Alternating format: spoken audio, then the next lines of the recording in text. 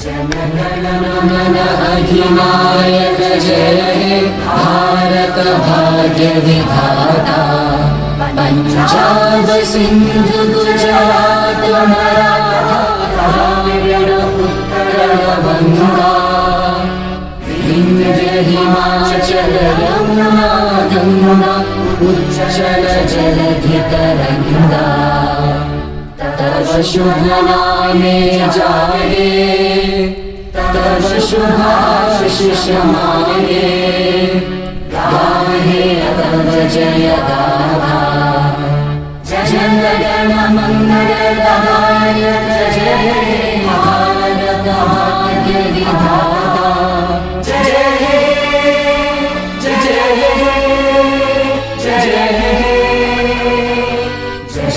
जय जय जय जय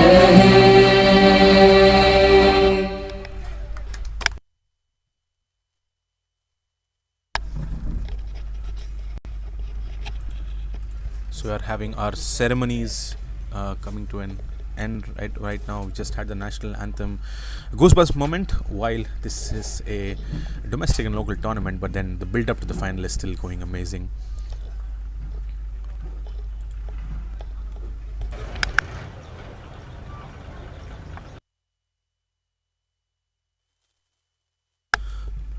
So we just had the toss just a while ago, and Pepe Hennings had won the toss, and they have decided to bat first. So this is of course going to be a 30 over format. This tournament, the final will be continued to play the same way. Unlike some of the 20 and the 25, it may probably look only 5 odd overs more, but then 30 overs really requires character. It's now with the final being played, it's no more just about a battle between the bat and the ball in this tournament. It's about who's going to hold the nerve in the final, who's going to depend on their processes, and of course be confident with their practices, be confident with their process which they've had for, and who's able to keep that calm mind all throughout the next 4 hours, 4 to 5 hours.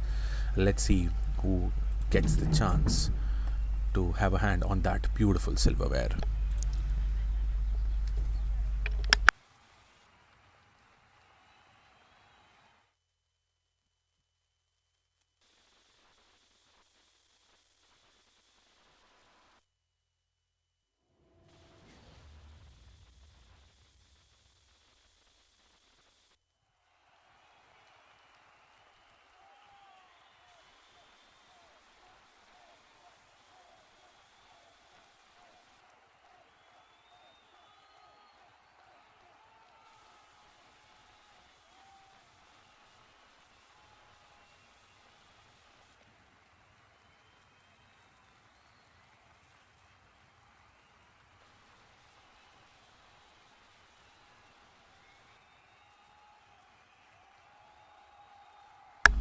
So if we do a dig into the road to the final for both the teams, Team Expandables had topped the table with their 10 points. They won 5 games and they lost only 1, and of course that was against CGI Chennai during the early stages of the tournament, and that was basically only their second match. And after that, they've been having a streak of wins over the last 4 games, and they were able to easily, of course,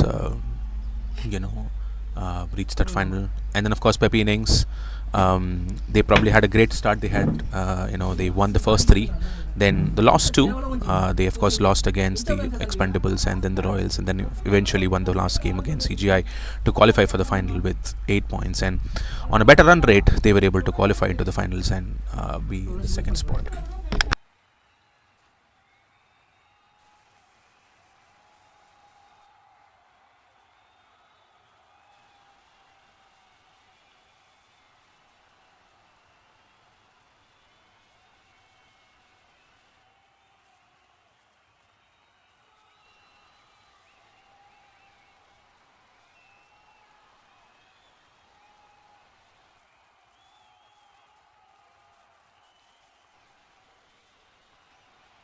So just a correction, it was Expandables who had won the toss and they've decided to bat first.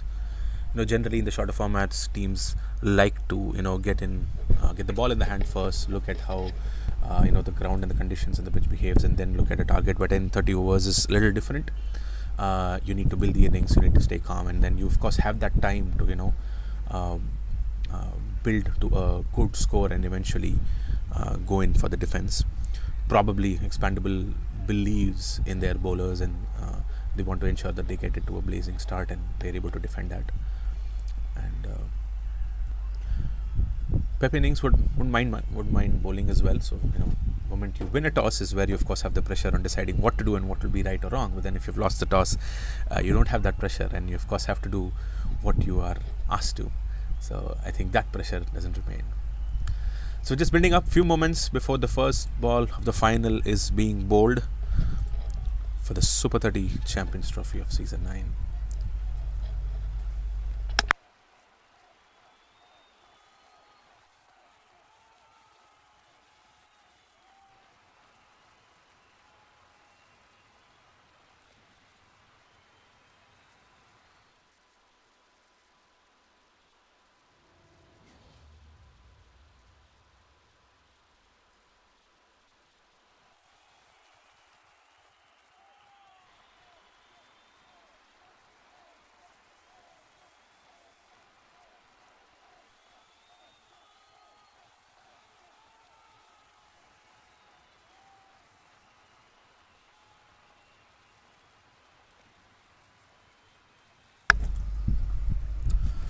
So we're going to start with spin.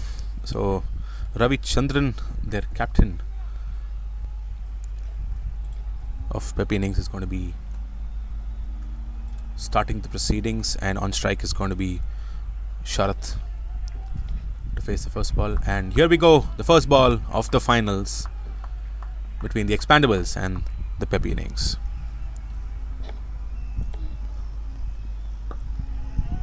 Lighter and quicker, nicely defended. So Ravi has his offside packed with a point, a backward point, 2 people on the covers, and then of course a mid-off. And the 2 people on the boundary which he's having is towards the long on and the deep mid region, and that's where Sharath quickly turns it towards to take a single, and of course he has a short fine behind the wicket. So the line seems to be just on off and outside off, or probably middle, and is trying to turn that.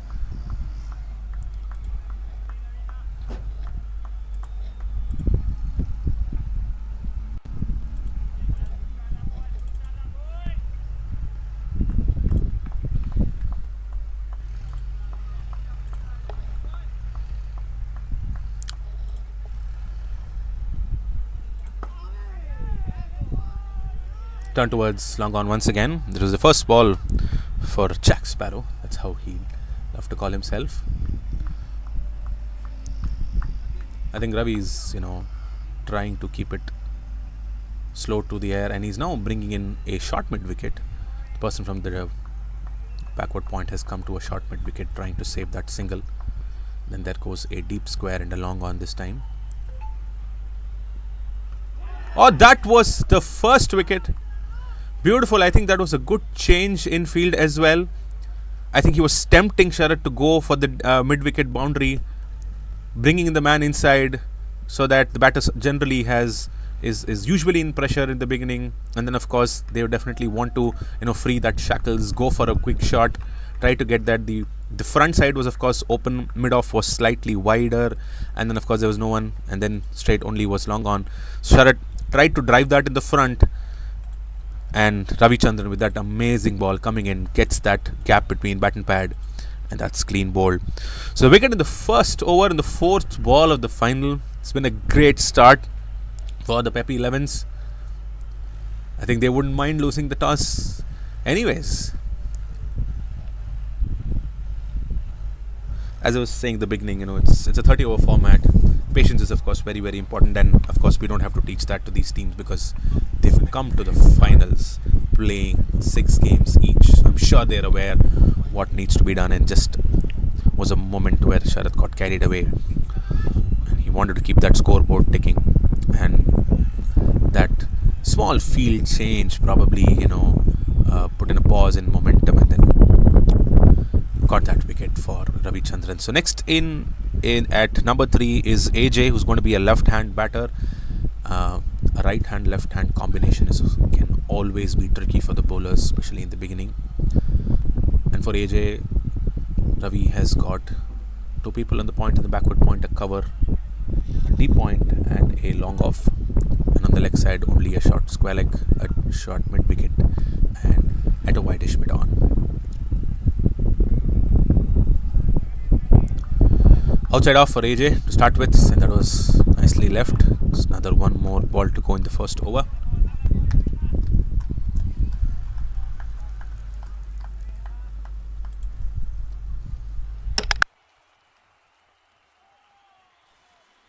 Oh, that was tempting. Nicely left. Patience is important. So at the end of the first over of the finals, it's 2 runs for 1 wicket for Team Expandables.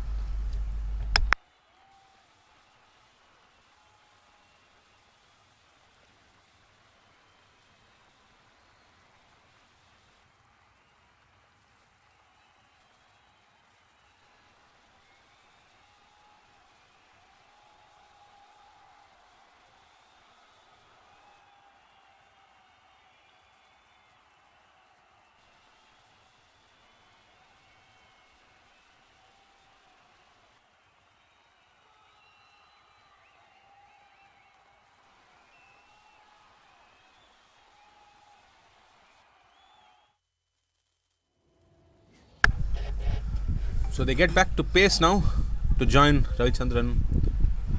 It's going to be Yuvraj at arm medium pace. He's got a slightish, probably someone between third slip and Kali to have a catching position, someone at a short backward point. I wouldn't say he's too far away, probably there for a catch as well.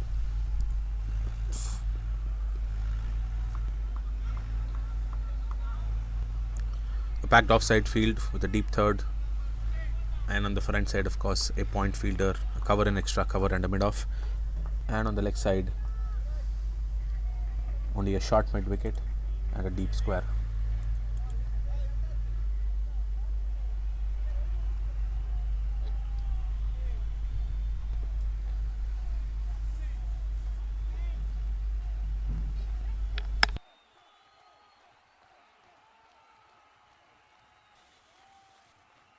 Oh, nice, good length.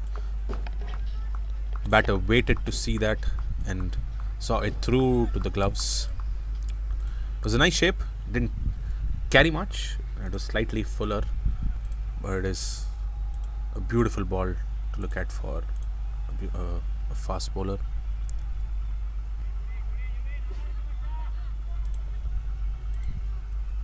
Yuvraj seemed to be in good rhythm. And I think he is bowling to the plan which he wants. He has a packed offside field, and that's where he wants the batter to go for that drive, tempt that batter for the drive. There's of course a gap between the cover and the mid off. And the temptation worked, but this time Jack Sparrow has nicely played straighter towards the long on boundary and the first boundary of the final.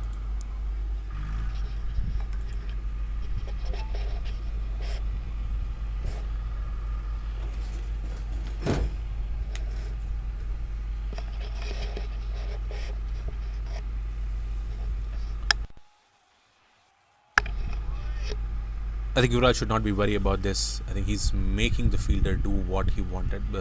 Making the batter do what he wanted now. Change the field slightly. Deep square leg comes in, and then mid off goes to a long off. There's still that gap between the long off and the covers, and that's where Yuvraj wants the batter to go for. Batter slightly moved behind, tried to whack that towards the offside boundary, but then he left it at the end. That's why he has those two catchers. If at all there's a miss hit, or probably the batter doesn't judge that pace, or if at all there is a slight nip, probably goes to the catchers, the slip and the gully. And the keeper is coming up to right now after looking at the batter dancing on the surface, casting on that pitch. So nice battle in the middle right now.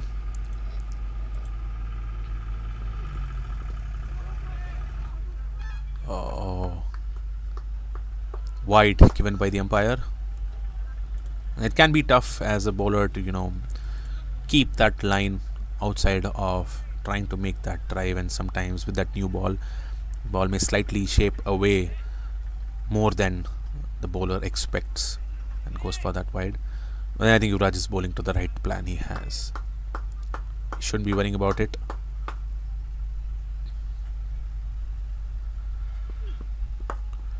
Oh, nicely played by the batter there, Jack Sparrow. So he was eyeing that gap between that extra cover and the point fielder. He just was there, just guided that ball. Didn't do too much, just ensured he times it really well. And the ball pierces that gap and goes for a beautiful boundary towards the pond region. Second boundary of the over, turning out to be a good over for Team Expandables.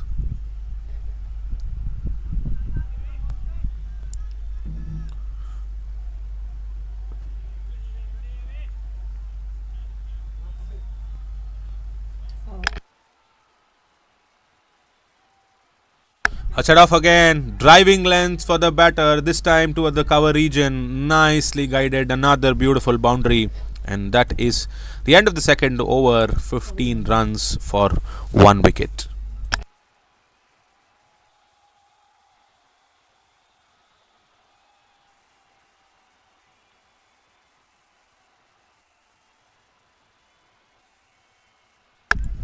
Captain Jack Sparrow has been having a great start. He played most of his balls in this over and scored 13 runs out of that. Well, the plan was there, of course, to bowl outside off. The batter waited for it. He knew what was going on, and he trusted his skills and was able to find that gaps. So Ravichandran, Captain Ravichandran, is back into the attack. AJ on strike now, the left-hander.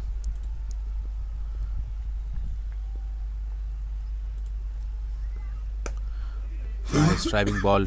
Can sometimes become difficult for the left-hander because the ball is going to be going away from you, so you need to be careful, wait for that turn and then drive accordingly. But AJ seems to be solid with that and was in control of that drive. Ravichandran maintaining beautiful lengths there. The lengths, of course, do matter. You don't want the batter to drive too much, but at the same time keep it at that good length, make him drive and commit to a mistake. But as an off spinner, he's keeping it really, really tight.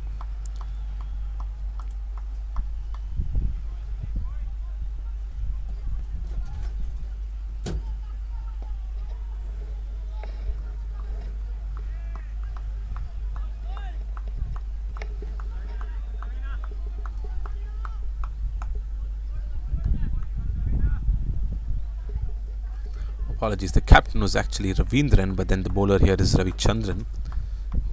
Can sometimes confuse with the names, but then Ravichandran has been having a great start. Slightly shorter this time, a quicker one. AJ's eyes lit up and he wanted to whack that square, then missed that. Good start by Ravichandran. Now with that 4 dot balls, definitely pressure can build up as a batter, but then shouldn't be worried about it. It's just the beginning of the innings. And this time bowled it much closer to the stumps, straight in line, slightly slower and flighted, but then AJ was just there to bat it back to the bowler. Slight change in field. Long on goes behind and the deep point comes in, probably opening it for that single. Nicely played in the front and goes to long off. Probably Pepe innings wanted that single to happen because Jack Sparrow looked in great touch, pseudo named as Jack Sparrow, the batter, and he didn't want the batter to be on strike the next over, and then he's probably gave him that single. If it was that the intention, the tactics are really good. But then let's see how is Yuvraj coming in this time to the left-hander to AJ, and how is AJ able to tackle. So AJ's probably had good time right now to set his eye in. He's played 1 full over of Ravichandran, and let's see how he's able to play through and tackle the fast bowler. So the end of 3 overs, it is 16 for 1, still a healthy score for a 30-over game. Credits to Captain Jack Sparrow with that beautiful second over where he was able to whack Yuvraj for 3 boundaries. So Yuvraj to AJ right now for the first time in the match. Nice line, slightly fuller, but then collected at the mid-off region. So Yuvraj is having a deep third man for him.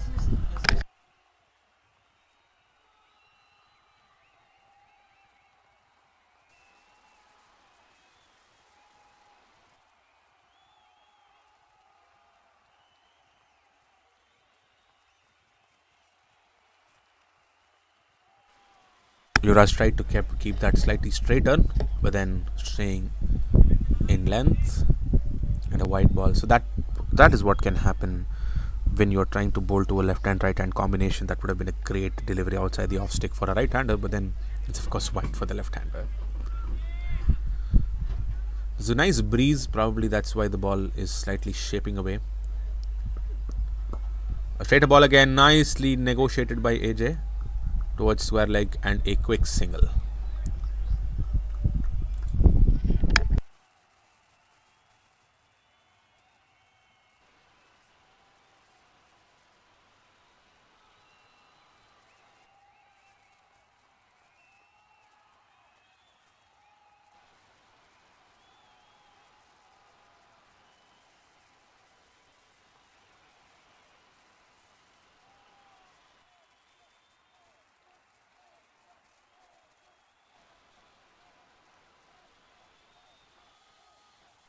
So it's the battle back with Jack Sparrow and Yuvraj, and this time Yuvraj has packed the offside field with a deep cover and a long off. Oh, that was a nicer ball. The batter waited to get that room. He slightly moved out, but then it was a nice straighter ball, and then Jack Sparrow had to just negotiate that. An amazing battle, a final worthy battle going on.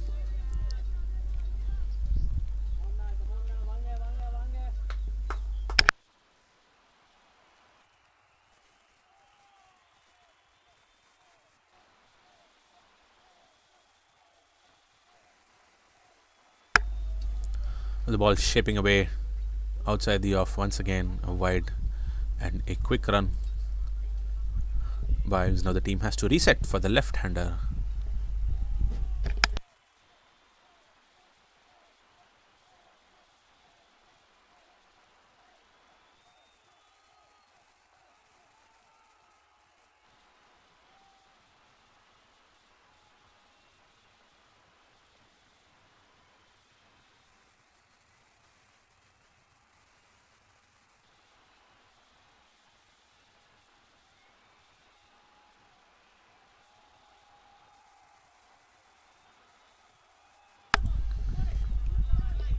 Tried for another straighter ball. Ball slightly shaping away once again. Down the leg for that left-hander, another wide.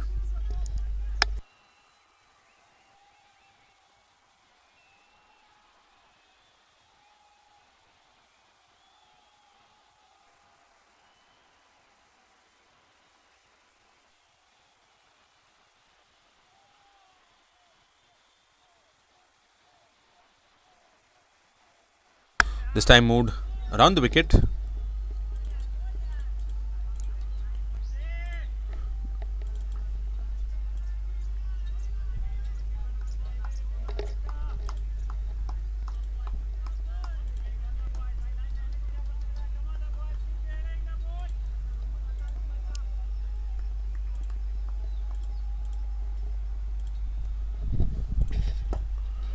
Oh, he's able to get a good line from this side of the wicket, and AJ was able to nicely negotiate once again. I think he's finding good rhythm from around the wicket. Just got one more to bowl in the fourth over.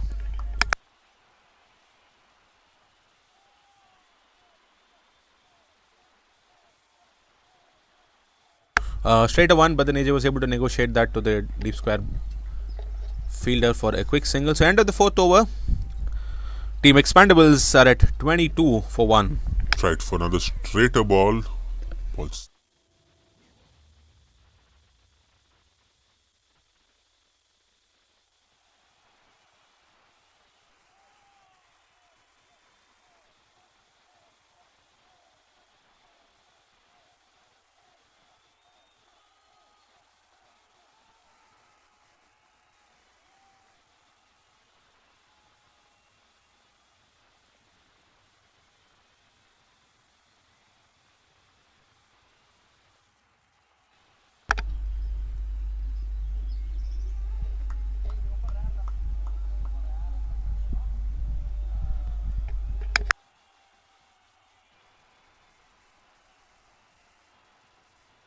So Ravichandran is back for this third over now. Fuller ball whacked by AJ and stopped at the cover. Fielder tried for a quick run. Little bit of a mix up, but then finally completed. So it's going to be Jack Sparrow. Tried for another straighter ball. Back on strike for the off spinner.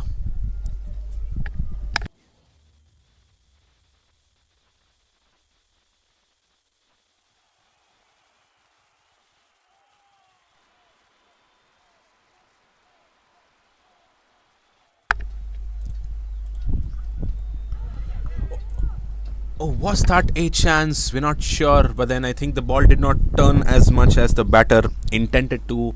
Jack Sparrow tried to play for that turn, but then the ball straightened.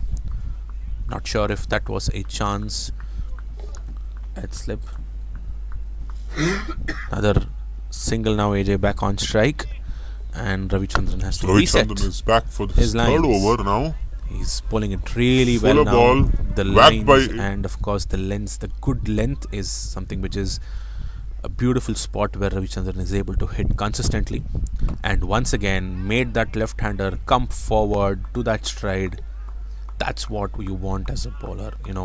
Have that batter commit, and if at all the ball does something, the batsman is left at a tangle, and that's how he's able to get that first wicket of Sharath. Good length again, a straighter one, quicker one as well. Just back to Ravichandran. I think he's bowling at an amazing economy. He's just given away 5 runs and also taken a wicket in his third over. Expandables should not be worrying about it. Their game plan should just be to, play him out and try and score from the other bowlers. That should not be a worry. But then Ravichandran trying to, keep it tight for them.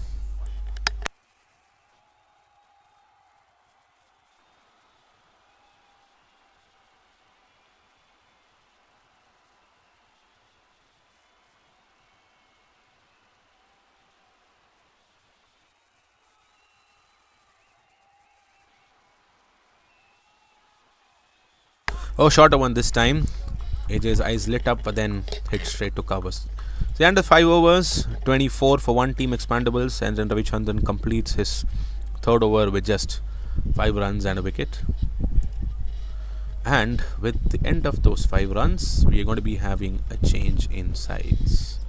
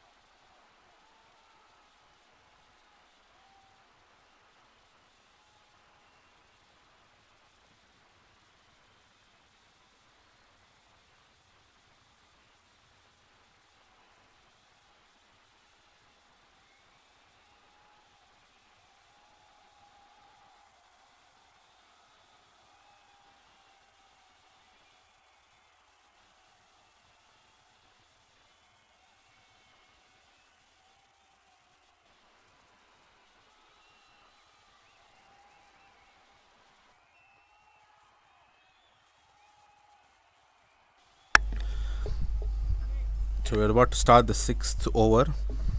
So in a final like this, it's very, very important to, keep calm, believe in what you've done really well. You are a good team. That's why you are into the final. And here, the difference that matters is, of course, how are you able to show that character, show that confidence and that belief in your skills. That's what basically matters in this final. How you react to some of those pressure situations, how you're able to come back, keep that momentum into yourself, and some of those mindsets is what is important in a final like this.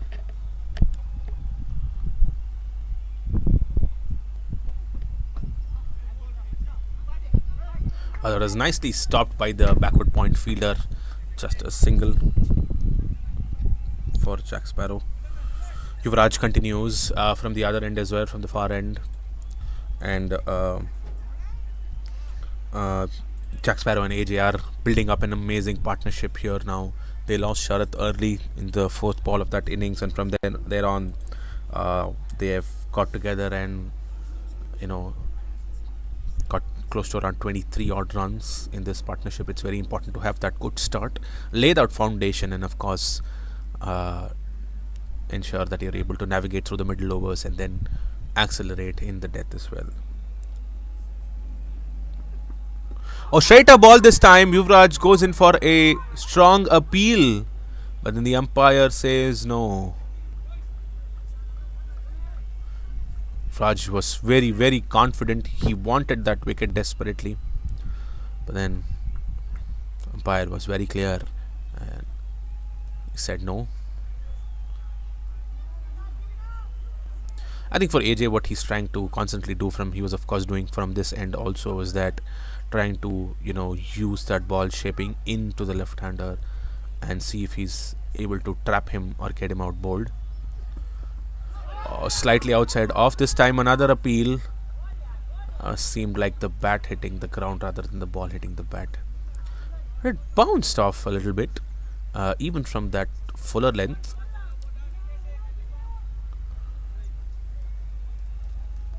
And all the fielders around are going to be behind Yuvraj right now. They want to give that pressure back to the batter.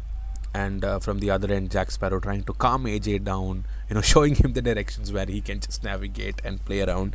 As I said, a final is always not only about the battle of a bat and a ball, it's also about battle of the mindsets. Both are great teams. That's why they're here. Now it's about who's able to hold that confidence. Yuvraj is having a great start to this over now.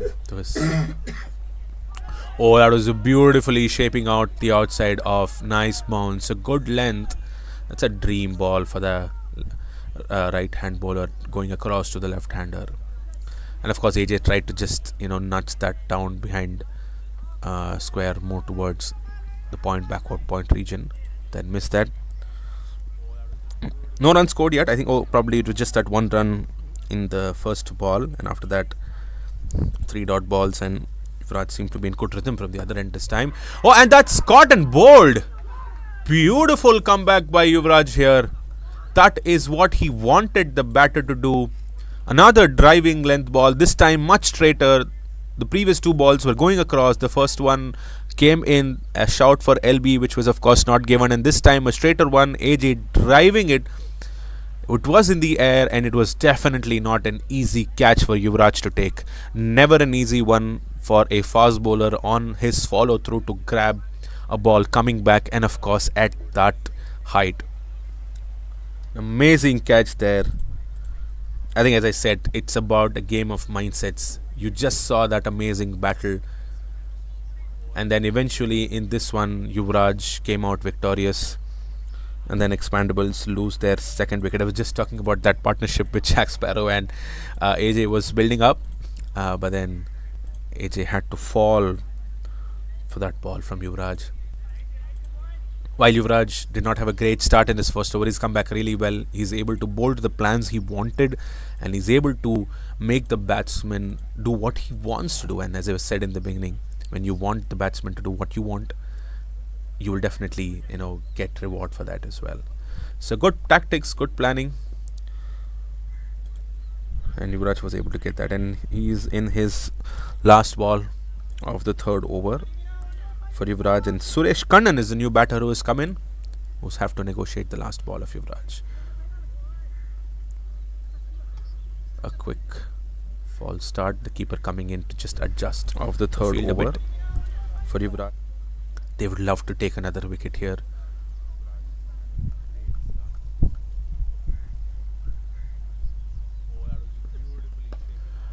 Oh, nicely negotiated by Suresh. Tapped towards backward point, and that is the end of the 6th over.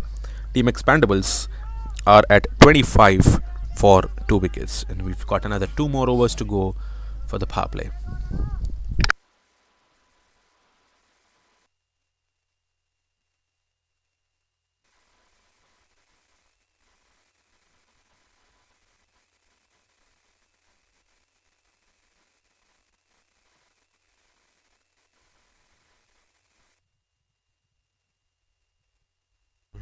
Of the 3rd over.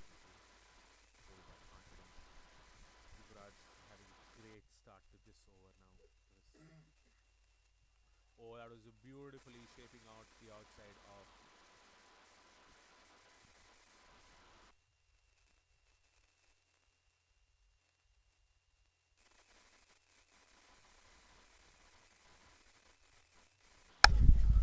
So Ravichandran continues. He's been on sublime form this match. Oh, and Jack Sparrow falls for that trap. Beautiful full length delivery, tossed up. Jack Sparrow wanted to hit that above the cover fielder because he realized it was just 2 more overs to go for the power play. He wanted to do that, but then a very silent dismissal. Suresh Kannan is the new batter who has come in, who's have to negotiate the last. Ball did not come as quickly as the batter wanted, and that took an edge and went into the hands of the short third fielder. And a good catch there. Pepe Innings wouldn't mind losing the toss at all this time. They've been able to keep the batters in control, and the score talks about it. As I said, mindset matters again in this finals. Expandables should not be worrying about it, though they have lost 3 big wickets. They need to just keep calm, continue. They still have another 24 overs to go. That is really long, and they should be able to get a good score.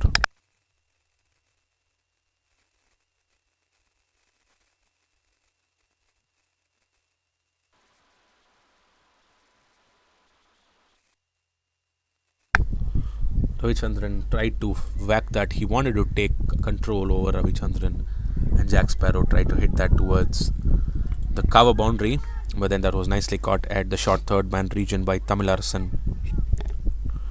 And Ravichandran is on song with his second wicket now, and he's still just given 5 runs, and he is in his 4th over. What an amazing opening partnership, bowling partnership, which Pepe Innings have been having between Ravichandran and Yuvraj, both complementing each other, one an off spinner, one a fast bowler. A fuller ball. So Tyagarajan is the new batter who's come in, and if you suddenly see, there are 2 completely fresh batters in the middle right now. It's almost like a start of a new innings. Suresh Kannan has just played 1 ball before, and Tyagarajan just played his first one.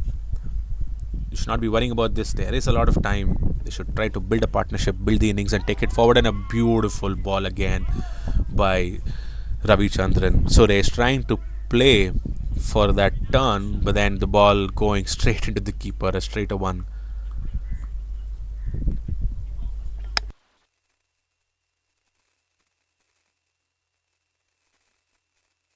Oh, in the air once again. Suresh tried to drive that towards the cover region once again, but then the ball was not coming as quick as he wanted. I think the slower you bowl, the wicket is helping you. Looks like that's what is happening right now. Another flighted one slowly, but it was nicely negotiated by Suresh Kannan. Went ahead, sat down, and swept that toward the deep square boundary. If I'm not wrong, I think this is the first boundary being scored off Ravichandran, but then a nice shot. Well, Ravi should not mind this at all. As I was saying, that anything could have happened. That could have gone straight, hit the pads, but then Suresh Kannan was on top of this and whacked it on top of the ball. That went for a boundary towards the deep square region. Last ball of the 7th over.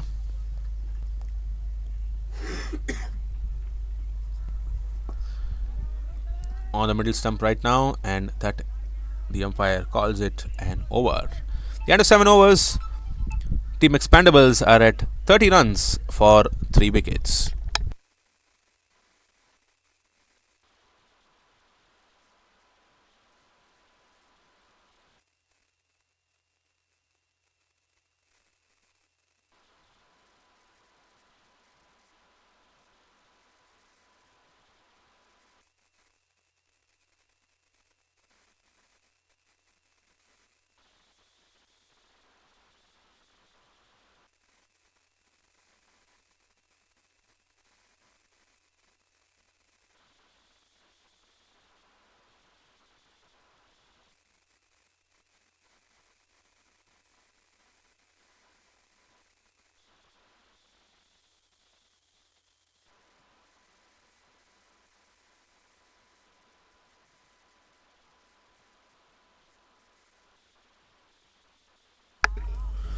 Pep innings, of course, do not want to change that opening combination. Yuvraj comes back in for his fourth over.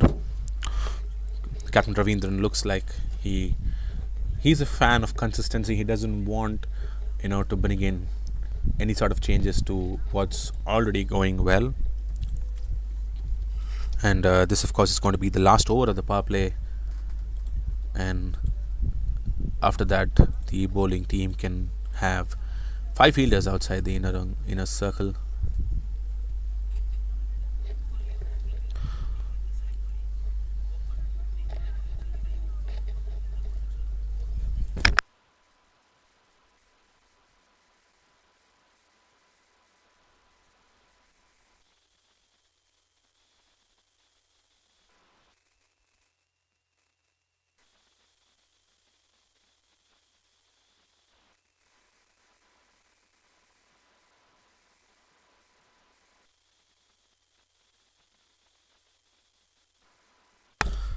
Tyagarajan comes on strike. First ball of Yuvraj, a nice straighter, fuller ball, and nicely driven straight by Tyagarajan for a boundary.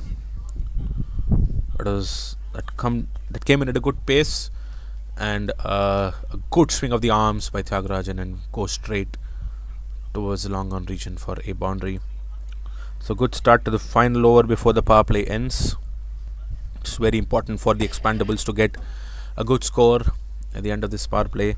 They're going really well. It's okay for a 30-over game. They are right now going at slightly below 5 runs and over, and if they're able to keep those wickets and build a partnership, I think they can accelerate later as well.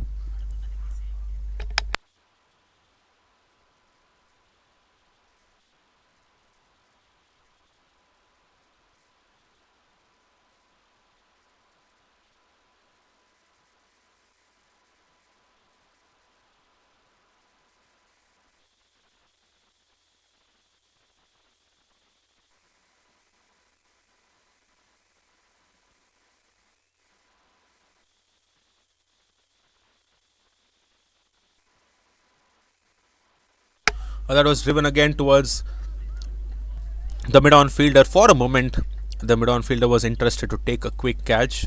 It was still slightly off pace. I think Tyagarajan wanted to hit that a little more cleaner, probably just to go all the way. But then the ball comfortably goes above the head of the mid-on fielder for another boundary. And now Pepe innings get together to figure out what changes they want to bring in. This is what 2 boundaries at the beginning of an over can do to you as a bowling team, right? You quickly scrambling around looking at, hey, what can we do better? What changes can we bring in, to keep the batter, keep him more silent, not to do much of a damage further. But that's where the batter is winning here now. He's making the bowling team think. 2 beautiful boundaries by Tyagarajan, and then followed up with a fuller Yorker ball, and nicely negotiated by Tyagarajan, patting that towards the short midfielder. So another 2 more balls to go in the 8th over.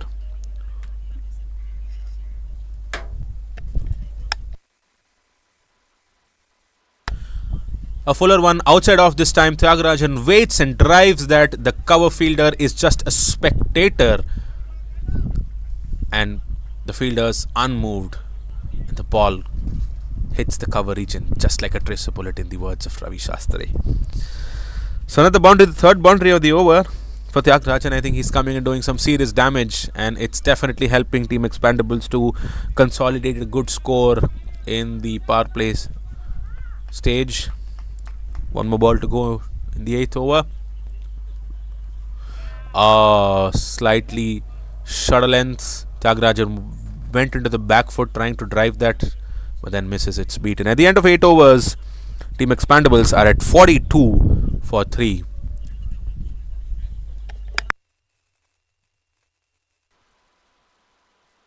So it's been a great opening stand, I would say a bowling opening stand for Yuvraj and Ravichandran. They've bowled 4 overs each in the power play.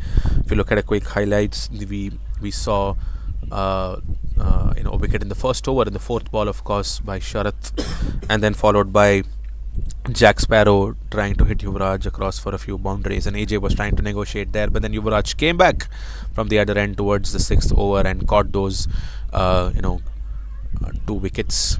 And Ravi Chandran did also really, really well for his 2 wickets for just 10 runs in his 4 overs. So there's going to be change in bowling now. Harshad is the new bowler who's going to come in, and then we can have few more fielders outside this time. He's a right arm leg break bowler. Slow to the air. Just played towards long on. So the people at the boundary Harshad has got is a deep cover, a long off, long on, and a deep mid wicket. And the rest are inside the circle for Harshad.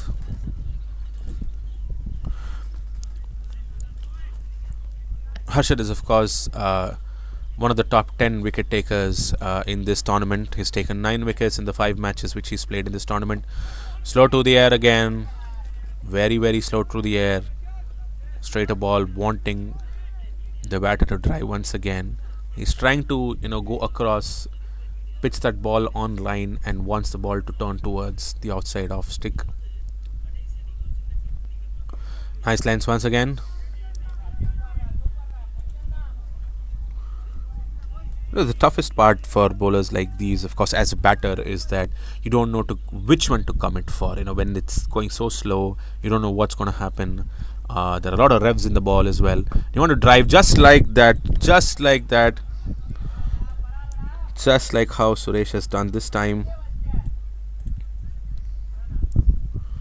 Or I would say, Tyagarajan has done this time, hitting it straight out of the ground for a beautiful 6. He waited, he saw what's happening, he tapped those 2 balls which were straighter, but then when the next ball was also at the same pace, he went for it, and Tyagarajan hit that for a beautiful 6 straight down. Tyagarajan, of course, coming in at number 5, the captain of the team Expandables. He was, of course, in the last over. He hit those 3 beautiful boundaries, 2 towards the long on region and 1 towards the deep cover, and then he's come back continuing, and he's whacked Harshad for a 6 straight. And a similar ball, Tyagarajan trying to hit that once again, but then he is only able to negotiate that for a single towards the long on region. As I said, Harshad should not be worrying about this. His strength looks like is that slow through the air, revs in the ball, and that's where he's able to make the batsman commit. Of course, it's possible for the ball to go outside the boundary, but then of course that would also reward him with mistakes by the batter. Or he's able to consistently maintain that line. Suresh just trying to negotiate that for a quick single towards the long off boundary. That is the end of the 9th over. Team Expandables are at 51 for 3 wickets.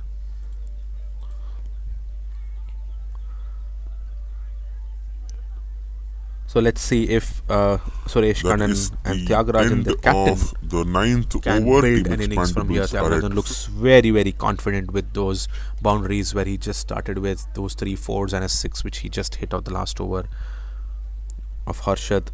If they're able to building that innings and consolidating is very, very important in this final. It's again going to be a battle of mindsets now. At the same time, Pepi innings should not worry. They should bowl to their strengths and wait for the batter to do their mistakes. But the batters should ensure that they're able to stay calm and able to negotiate those bowlers, and build on those runs. So new bowler coming into the attack is Shanmugam.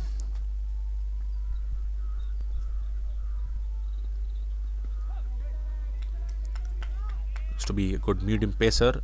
The keeper is standing up to the stumps for him. Build on those runs. So new bowler coming into the attack is Shanmugam. Oh, that was a beautiful Yorker.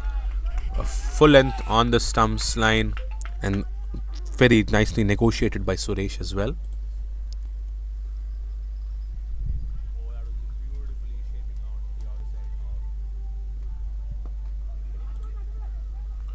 quick single towards the backward point region, and this time Tyagarajan comes back into the attack, comes back in strike. Now let's see how he's able to negotiate Shanmugam, and let's see if he's able to go with the flow which he's just started. Tyagarajan has been blazing, he's had a blazing start, 20 runs of 11 balls, 3 fours and 6 sixes. The only job Suresh has to do here is to back his captain and support him and keep rotating the strike and give strike to him. And Tyagarajan should of course try and take the innings forward. That should be the ideal plan for them. Tap back straight to the bowler.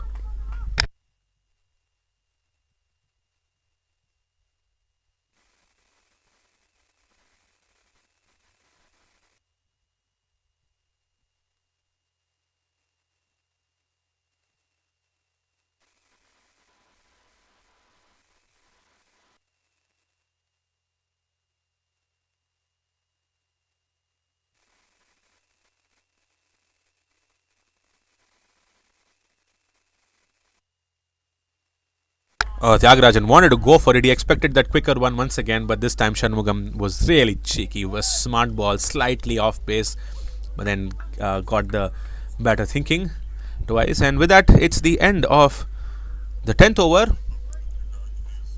52 for 3 now.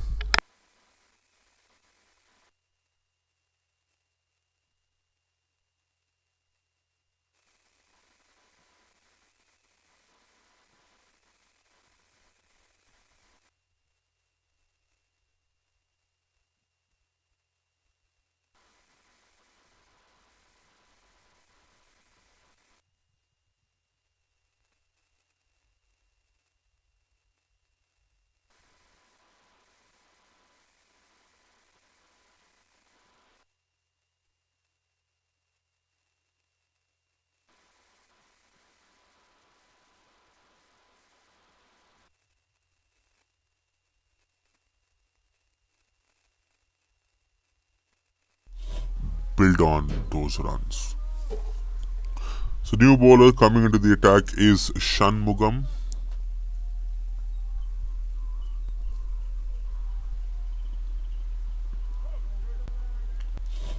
Build on those runs.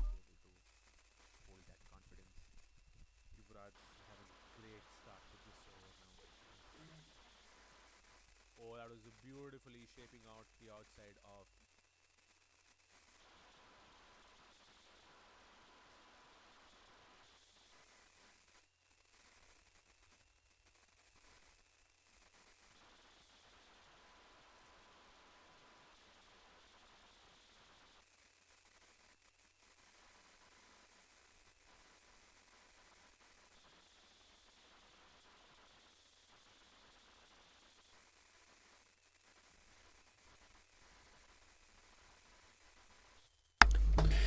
So it's changed of ends once again.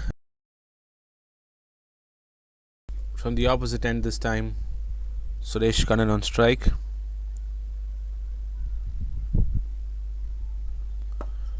Slow to the air. That seems to be the strength for Harshad, keeping the batter guessing. But at the bat, from a batting perspective, you need to wait. You need to see through him. The more you play that bowler, the more used to your eyes are going to be, and that's how you're going to be bringing in those hands and eyes coordination, hand-eye coordination coming in together. Slower ball again. This time Suresh Kannan just coming in forward and sweeping that towards the defined boundary. Tyagarajan back into the attack for Harshad. So as I was saying before, as a batter you need to keep an eye in. That's of course the basic requirement, but then for bowlers like him who's going to be very very consistent, you need to have your eyes and hands get used to that ball and then go for it. Unlike this one, there is a appeal for a stumping, but said no. Well, I was just talking about this point that Tyagarajan wanted to whack that again straight down the ground. Well, it's definitely a good choice, but then you are more often to commit to a mistake if you do that very early before you get used to that consistent line and length where the bowler is coming in with. You need to get your eye in. The previous six, of course, the previous over of Harshad was amazing. Tyagarajan goes for it once again. He doesn't want Harshad to settle. This is what I was talking about as the battle of the mindsets. Team Expandables are desperate to have a partnership built in, go keep whacking around and build that pressure on the bowlers, but then the bowlers are also coming at the same way. This time Tyagarajan decides to just tap that back. He is not tempted this time. He should wait. As I said, I know his eyes would have lit up once again, but then his mind would have told himself that no, not this time. Back once again.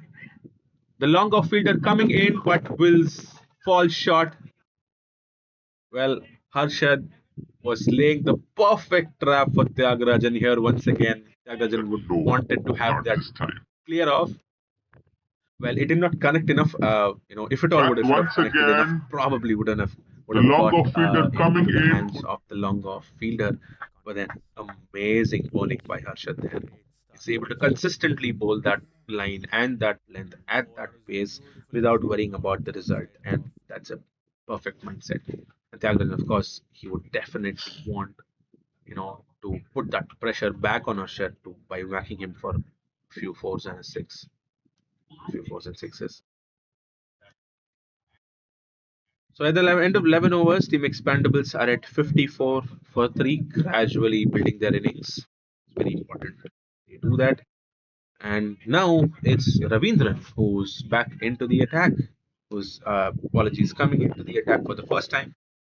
Well, the captain Ravindran, the all-rounder, he's of course in the top 10 of both the batting and the bowling statistics as well. He's scored close to 126 runs and of course taken 8 wickets in 5 matches which he's played. Protos ball towards the covers. It's going to be Captain Ravindran who's going to be continuing. Shanmugam has been cut off after that one over the other end.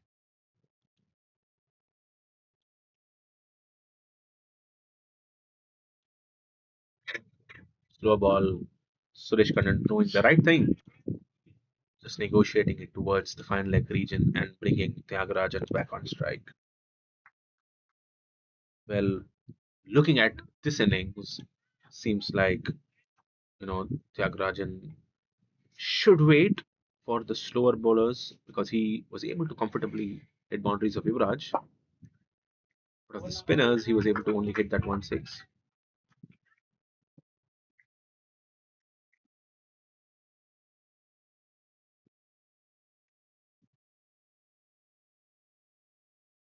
Apologies, it's Suresh Kannan back on strike now. Bowlers, Nicely driven because he towards the was long able to comfortably hit region boundaries for of a quick Yuvraj. single. Bowlers, because he was able Bringing to back comfortably Tyagarajan on strike. I think Tyagarajan's the right thing he should be doing for basically to consolidate the innings is to see through the slower bowlers, not try to hit them too much, and wait for the bowlers and of course those loose balls to come in where he can score off. That will definitely help both the batters to build an innings from here, which the Expandables definitely need.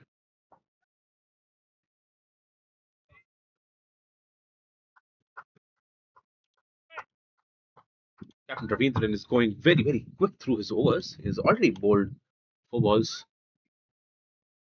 Oh, I'm sorry, he's already finished his over in no time. It's 3 runs of that 1 over. See, as a batting team, this is the momentum which the bowlers, which of course are building, can sometimes annoy you because the bowler quickly comes in, runs in, finishes over, doesn't give too much of runs, and then goes back. And then, as a batter, you don't have that time to think and do something and probably try score more of, strategize and make your tactics come into play because the bowler has already finished his over. Harshad continues. The right thing to do. He should just stay consistent with his balls.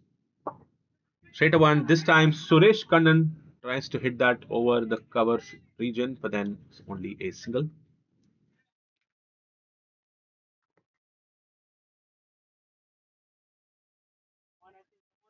கையில் அதை try பண்ண முடியல லைவ்ல அது try பண்ண முடியல. Back ஹேண்ட்ல அப்படியே நிறைய வருது. ரீப்ளேல laptop கொடுத்துக்கூடாது.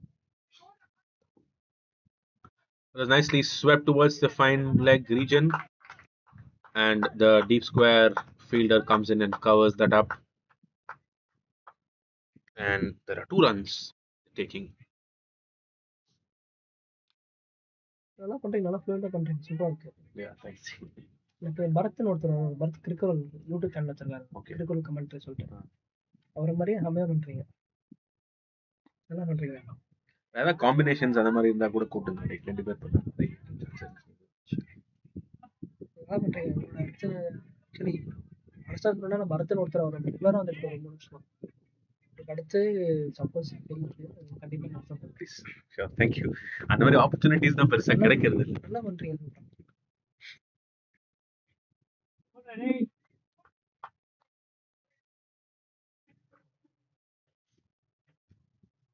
61 G, 13th over.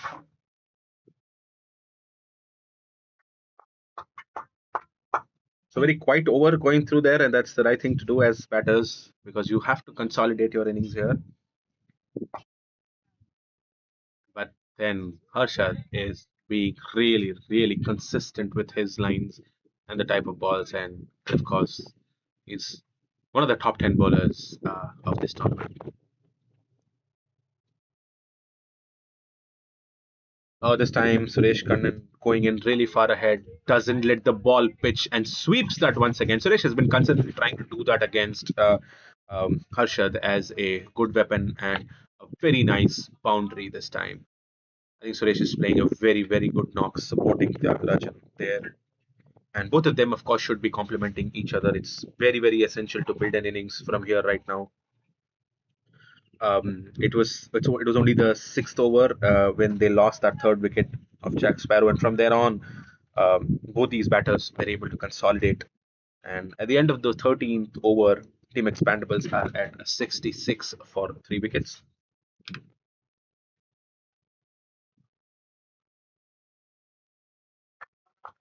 Simple ஆன படம் நடக்கிறது ஈஸியா கன்வே ஆகும். அதுதான்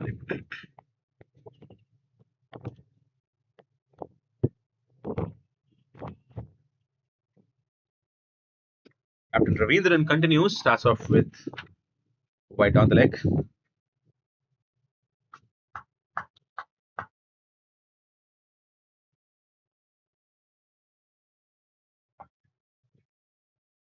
I think Ravindran consistently, what he's basically trying to do is come around the wicket, doesn't want to, give a lot of room for the batter, tuck them up. Of course, the LBW angle is going to be cut off from here because the umpire is definitely not going to be confidently giving any of those out. But what this does is that keeps the batters at check. They would not want to, go full flowing. That short mid wicket fielder was of course there to cut off those singles, but was not able to at this time.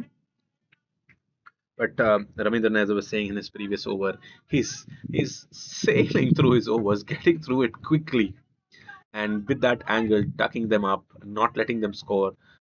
He is the ideal, middle overs bowler, I would say.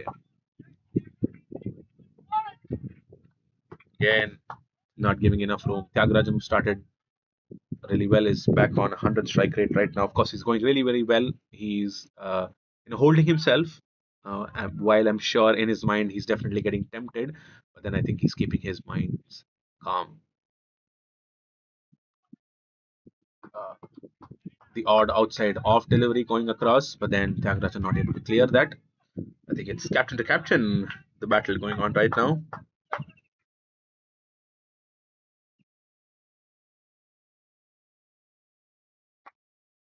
Back towards long off, was just for a single now, and Suresh Kannan is going to be back on strike.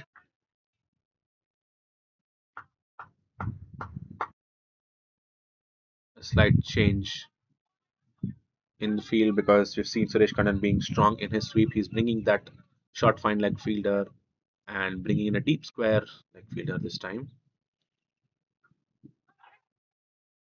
There was a strong appeal, but as I was saying in the middle, the umpire is definitely not going to be giving that one out unless he's fully convinced, because the angle doesn't, logically help the LBW case. Because what happens more often than not is that when you're coming around the wicket as an off spinner to a right hander, the ball most of the times is going to be pitching outside the leg stump and then going straight. And even if it does, sometimes the umpire is not going to be confidently giving that, right? And nothing against him, but that's the the option goes off. But then Ravindran was convinced at that time, but then given not out. So Arshad continues with his slow left arm. Apologies, slow leg spins. At the end of the 14th over now, we're at 70 for 3.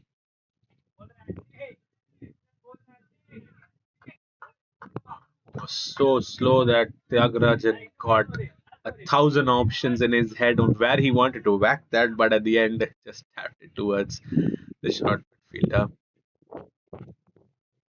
Driving that once again, he's have hit it really clean one and clears it off that for a six straight towards the bricks factory near the the white jersey cricket ground. I think that is definitely a relief shot for Tyagarajan this time. He was waiting, he was getting his eye in, and then he decided that he definitely wanted to go full swing at this one. As I was saying earlier, if Tyagarajan connects, it goes really far. The ball is outside the ground now. Hope it's not mixed up with the bricks which is being produced there.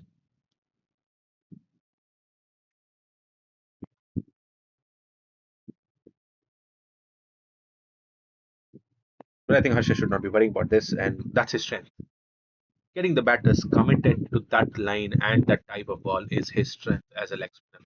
We don't find too many leg spinners in the Chennai Circle cricket, or quite often even in general cricket, because wrist spin is not easy and can be dangerous as well, right? Unlike the off spin, unlike finger spin. Again, nothing against finger spinners there, but then leg spinning sometimes, wrist spin sometimes is not easy to have to bring in the right accuracy. I think that would be a better word to say, because you need to be really accurate when you're trying to bowl through your wrist, because you're going to be clocking it. You're going to release the ball from behind your arms, and then you of course need to ensure that you have the ball land to that right spot where you intend to.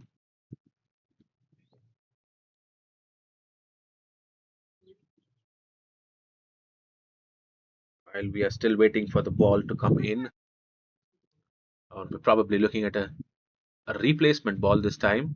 Should of course be as similar as possible to the one we just lost. That was a great hit by Tyagarajan over the long on. All the fielders were just spectators. So we're at 14.2 overs and 76 for 3. Got a change in ball and Harshad back on his mark. I think this consistency is what is definitely going to get him wickets.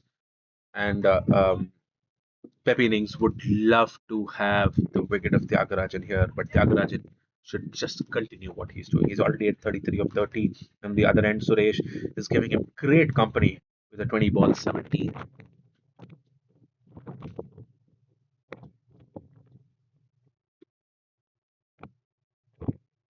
Flexible thing to another tempting ball, but then Tyagarajan just playing it straight, driving it straight towards long off for another single.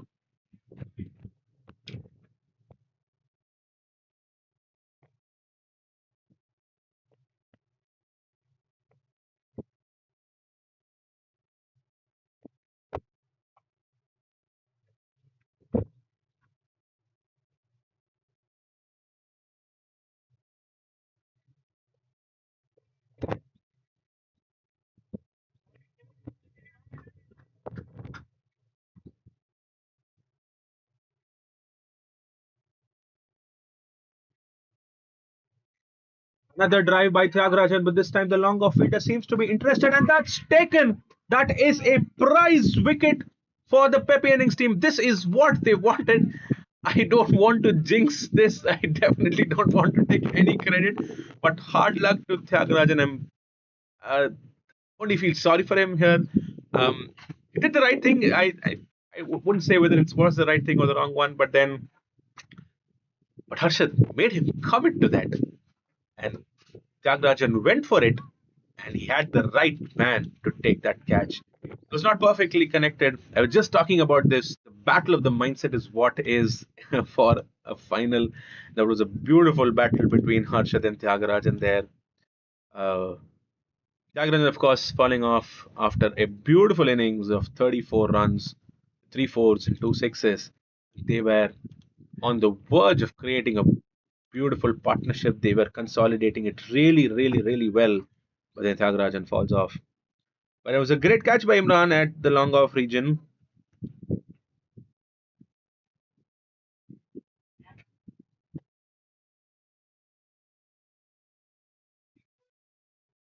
Oh, the final is right now staged at a very, very tense moment. 50, almost the end of 15 overs. Team Expandables at 78 for 4 with their main batter Tyagarajan, who's been going really well right now, falling off.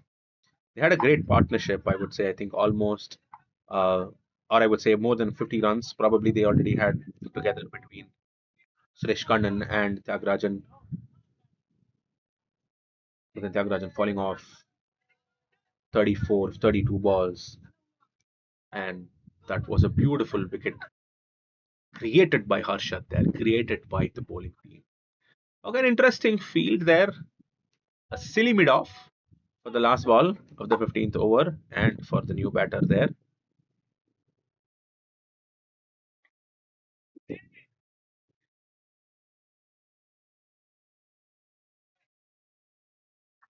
So Venkat was the new batter who's just come in. At the end of 15 overs now, I'm going to be having a change of sides.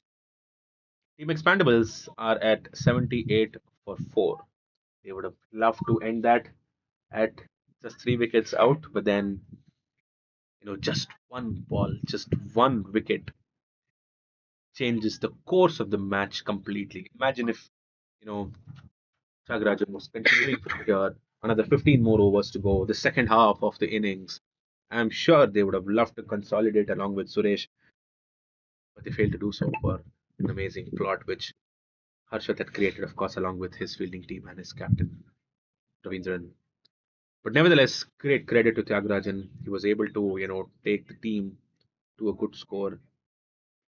Team Expandables are cruising at little just over 5 runs an over. At the same pace, they would probably reach at roughly around 155 to 160 odd runs at the end of the 30 overs. I think that might be slightly lesser, but looking at the conditions here, if they're able to keep it tight, they would definitely be able to defend that also. But let's see what's in store for the next half of the first innings. So Ravindran, of course, continues. The captain coming around the wicket, tucking up the right hander. And a great bowling partnership also building over here between Harshad and Ravindran after the end of the 10th over. They've been able to, create that pressure, and of course, while creating that pressure, also able to get that one wicket.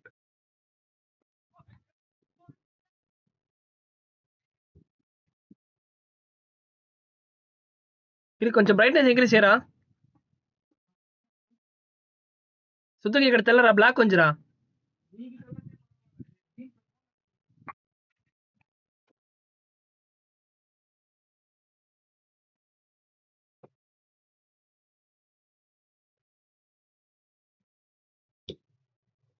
లేదురా ఫోన్లో అట్లా రాలరా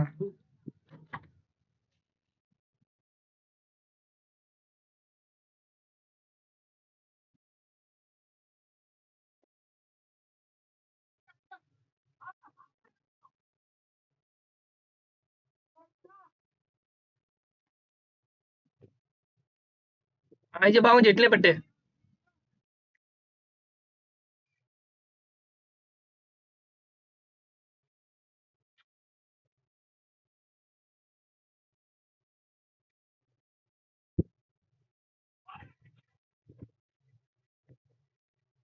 Another strong appeal by Ravindran, but again the umpire says no.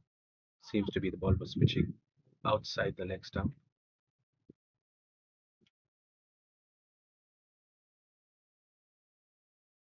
We're almost at the end of the 16th over. Just one more ball to go in that. The Expandables are at 81 for 4. Venkat is back on strike right now.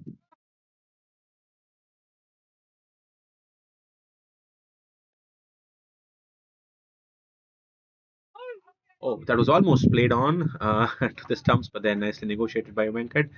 So at the end of the 16th over, Team Expandables are at 81 for 4 wickets.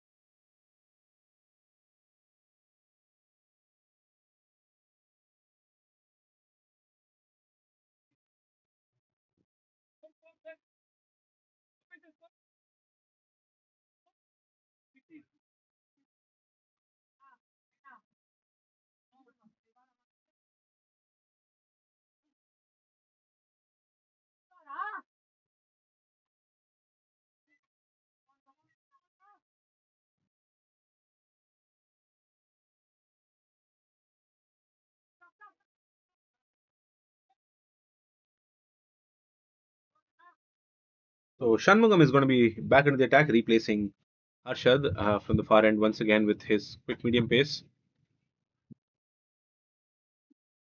He just gave away 1 run in his first over, which he bowled. And he's back into the attack right now.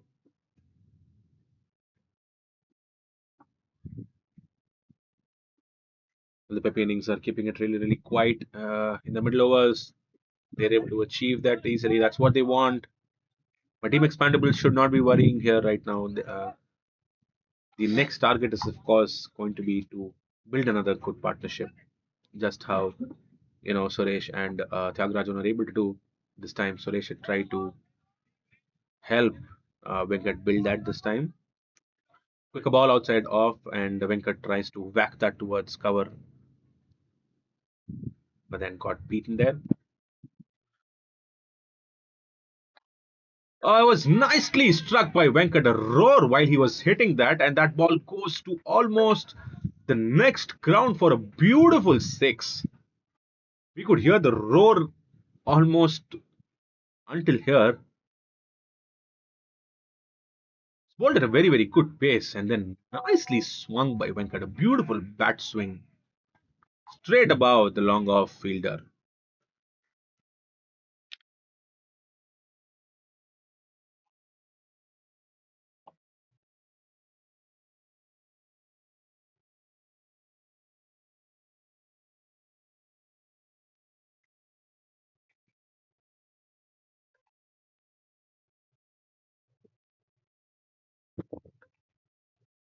Oh, that was edged and goes straight behind for a 4.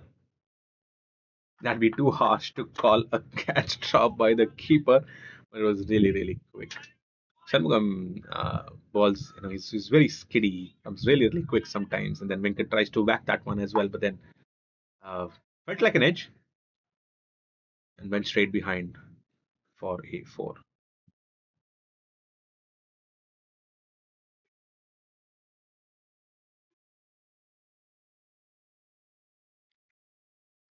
Change field, deep third man goes back, deep square comes inside. The people on the boundary are the deep covers, deep third man, deep long off, long on, and a deep midfielder. And this time Venkat plays that towards deep covers for a quick single. And the 17 overs, Team Expandables are at 93 with the loss of 4 wickets.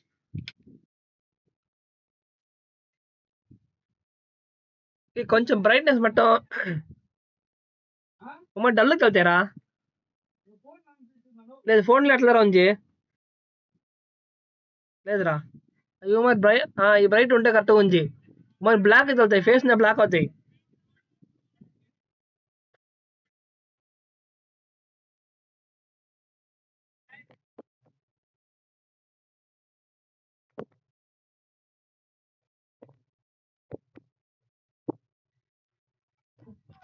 Ravindran comes back into the attack, continues from there, and that tucking up angle I was talking about. It's never easy as a right-hand batter for the to face someone coming around the wicket as an off spinner, and Ravindran bowls a beautiful quicker one. Venkat tries to whack that towards deep mid, ends up exposing his thumbs. I was just looking forward if Venkat and Suresh could build that partnership, take that innings forward, and Venkat falling for that beautiful ball by Ravindran. He's been a captain fantastic today. As I said, he's doing the perfect job of keeping the batters in control, coming around the wicket, put darting those in. Those are cross balls, not giving room for the right hand batters to go too much. And in that course of that controlled spell, he was able to manufacture this wicket of Venkat. He's already bowled 3 overs and just given 10 runs and taken a wicket.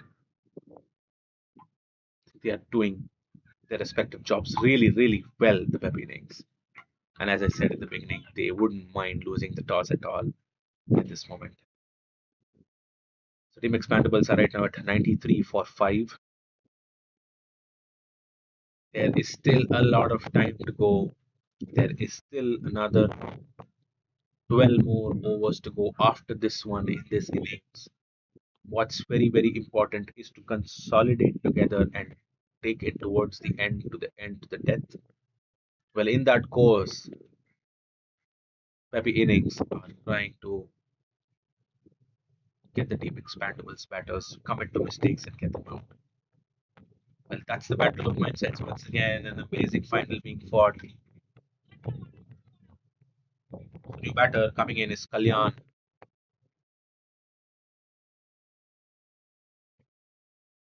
Swindran has all the boundary riders in front. Oh, for a second it was in the air. If at all it was slightly further, it would have gone straight in the hands of Ravindran. The ball just stopping for a fraction. Kalyan played a quick check drive back to the bowler.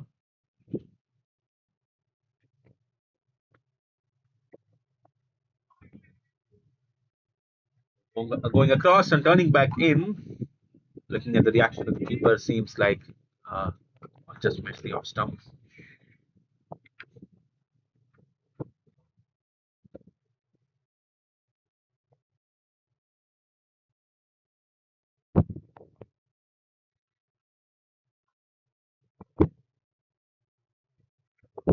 Quick single taken by Kalyan took the right thing, getting the set batter back on strike.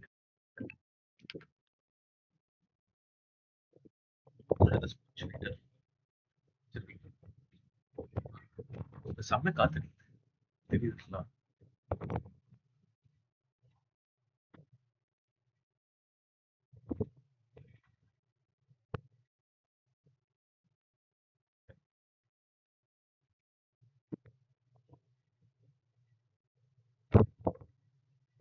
the mic அப்படி போட்டு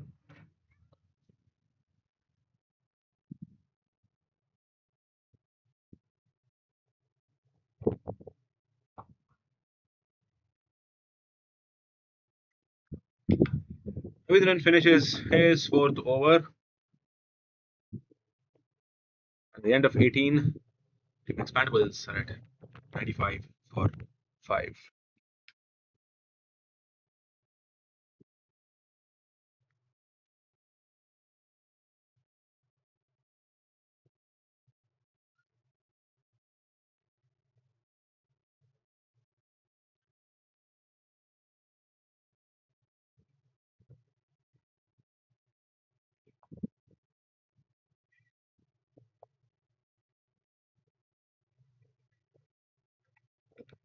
So Shanmugam continues from the far end once again with his quicker ones. Suresh Kannan tried to pierce that between the point and the backward point fielder, hitting it straight to backward point.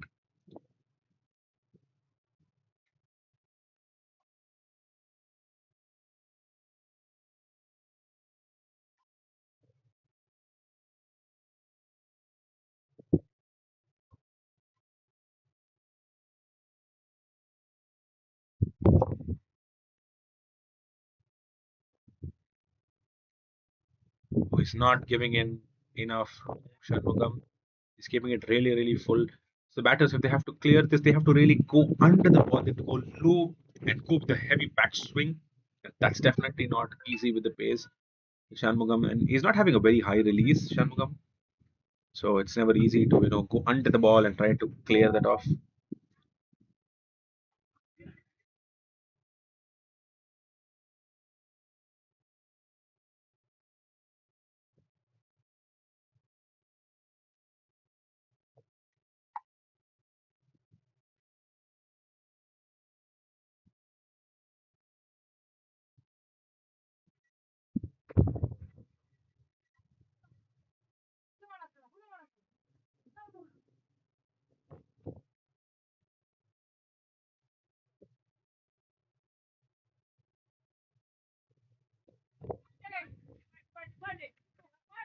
What's that? A quick edge. The fielder is in pursuit behind, but then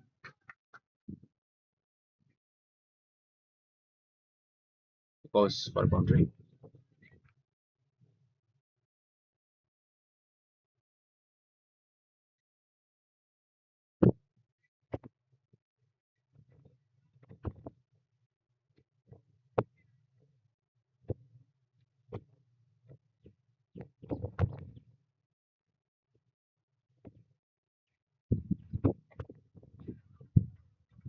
Nicely flicked away towards the deep square region, and that is a beautiful shot and a four once again now. I think Suresh Kannan is doing the right thing, trying to build the innings there. A nice boundary flicked away.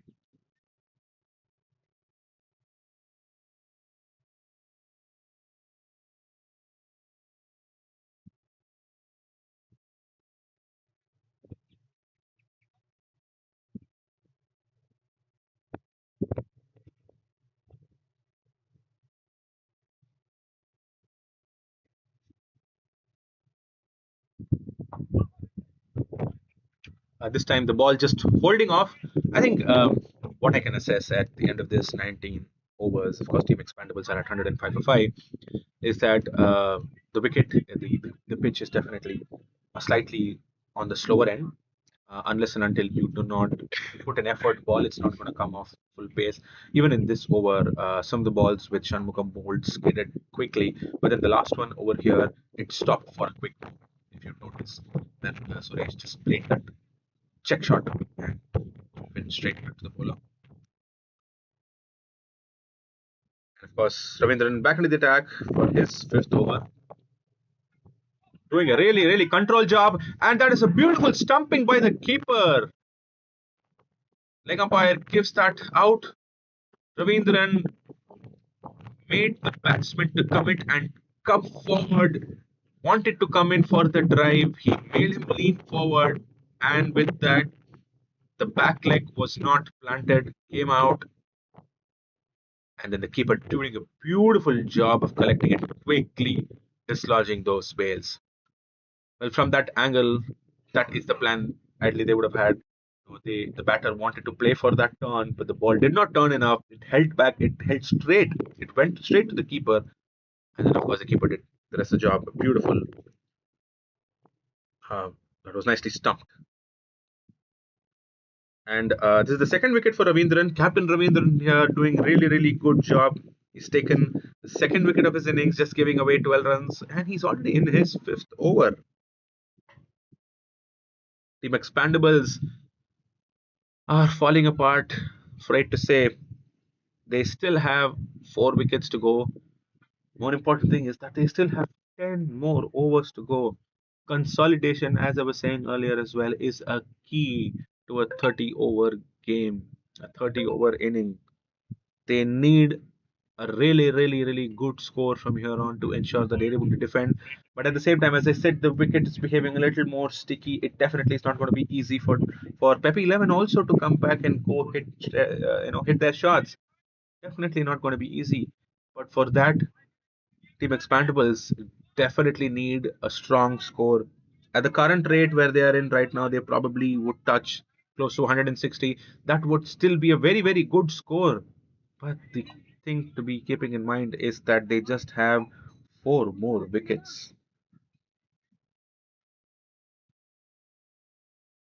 So Gunasekharan, their keeper, who did that amazing stumping. That was almost played on inside edge. The keeper could not stop that and goes behind for a quick single. So, but they're going for the second one there now. Have they made it? Yes, that was not given by the square leg umpire, and that was nicely done. A double taken. Kicha is, of course, the new batter who's come in. So Ravindran is having a beautiful spell today.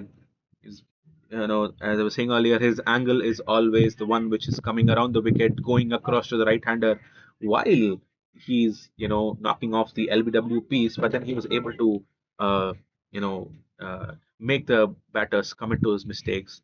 Both his wickets have been. One was bowled, but he got Venkat, and of course the other one was stumped, where batter tried to play for the turn, but then went straight, and that was nicely stunned by Gunasekharan. Full toss, straight back to Ravindran this time.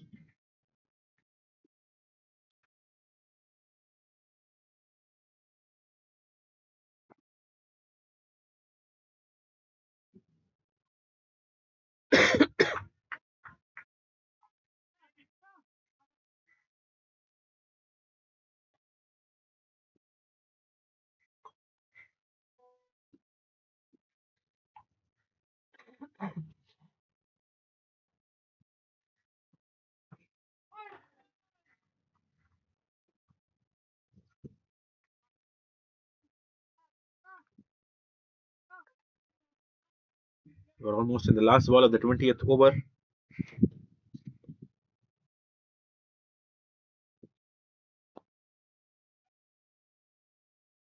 And Kicha negotiates that towards the mid-wicket region. At the end of 20 overs, Team Expandables are at 108 for 6. Another 10 more overs to go in this innings.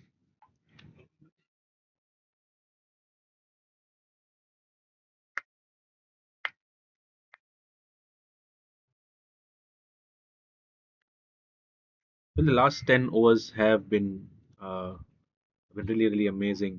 But Ravindran came in with his only job was to control the batters. And while he was, of course, successful doing that, he was able to get those 2 wickets as well. At the same time, um, he had Harshad for company, and he bowled his beautiful, slower leg break deliveries, and he was able to get the captain Tyagarajan um, out, where he was able to trap him. It was nice catch taken at the long off region, and then giving them company was also, of course, Shanmugam with his quicker balls, and seems to be an amazing middle phase going on for the Pepi 11 bowlers. 10 more overs to go. It's very, very important for Team Expandables to consolidate a little more. Maybe they should wait for another 4 or 5 overs. Um, Try to probably tap around for singles and convert and get those odd boundaries. And once they are able to reach those 24th, the 25th, the 26th over, then they can go all guns blazing and try to get that score to at least 160 to 170 odd runs, which would be the bare minimum which they should require to ensure that they are able to win this amazing final. Well, Harshad continues, went straight to the deep mid.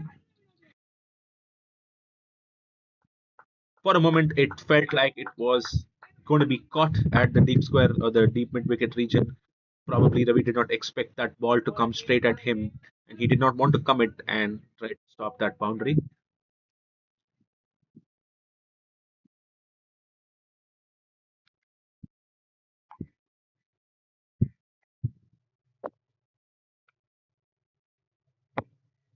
Full toss, which I'm sure Arshad wouldn't want to bowl that. He, his strength is, of course, that flight and ensuring that the ball pitches on good length and on full length, and then the ball does the talking. And of course, he makes the batters make commit those mistakes. Outside off goes to the back foot, and Kecha plays that towards the deep cover region.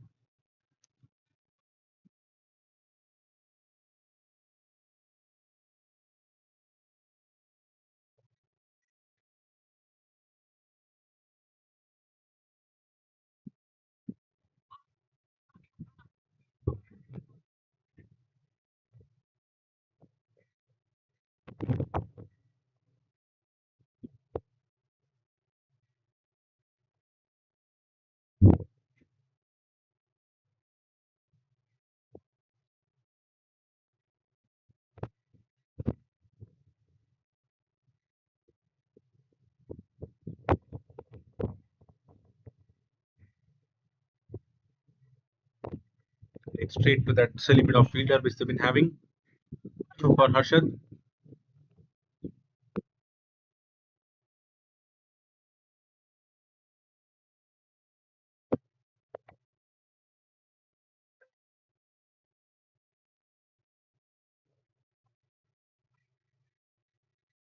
Safely negotiated by Kecha there. So the end of 21 overs, Team Expandables are at 112 for 6. And is that Ravindran who's going to come in straight back to bowl his last over of his spell? Seems to be. He's going to be bowling the straight 6th over for him.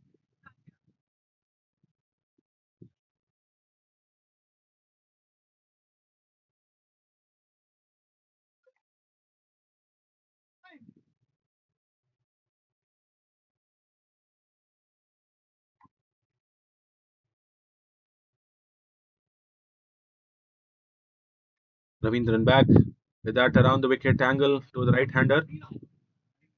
But Suresh Kannan taps it back straight towards long off.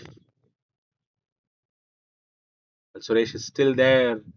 He started with giving company to Tyagarajan, and he's taking the innings really well. He's building that innings. The only thing is that he's not able to find that consistent partner after Tyagarajan. It's very important for the rest of the batters to give him good company.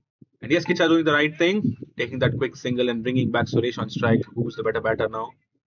And Suresh, what ideally should be doing is to try and take the maximum strike as much as possible, and of course the batters without giving away any further wickets from now. Because if they are able to do that successfully till the 25th over, I'm sure they will have laid foundation to go and accelerate for the last 5 if required. Mind you, there are just another 4 more wickets remaining, and the Expandables have been able to put up only 115. The context of the innings could have been better, but it seems to be the conditions have been not very favorable because the ball is of course stopping and coming for a moment. Batters who are committing themselves for some of those shots, while they are able to get success, they're not able to keep doing that consistently, because sometimes when the odd ball stops, it's going straight up in the air, or probably they're losing the line and exposing their stumps.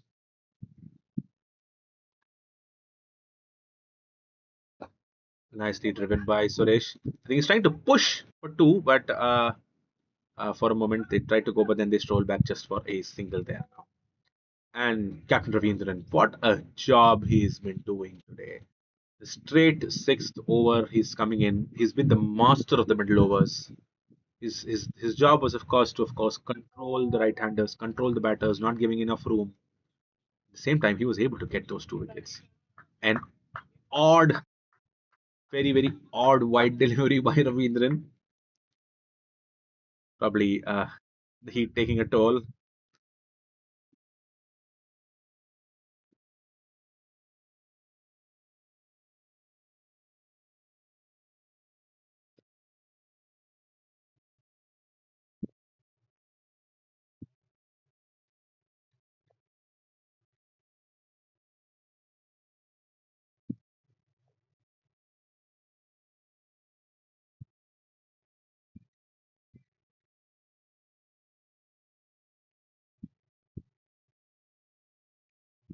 So we're at the end of 22 overs. Team Expandables are at 119 for 6.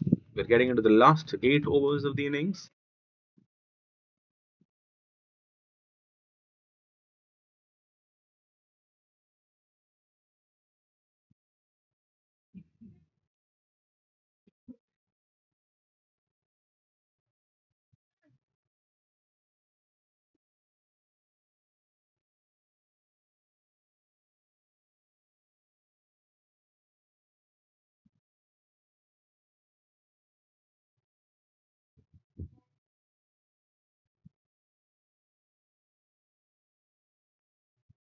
So Ravi Chandran is back into the attack now after Ravi Indran's last over.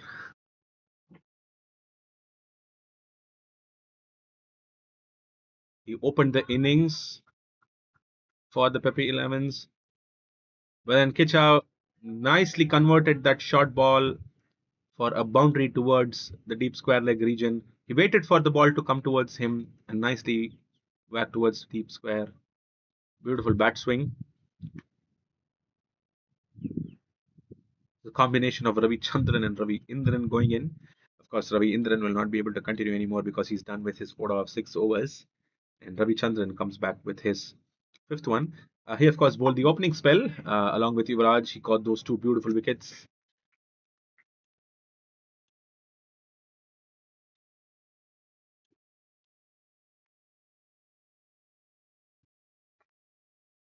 Nicely hit towards the deep square region again, but this time they had the fielder in the boundary.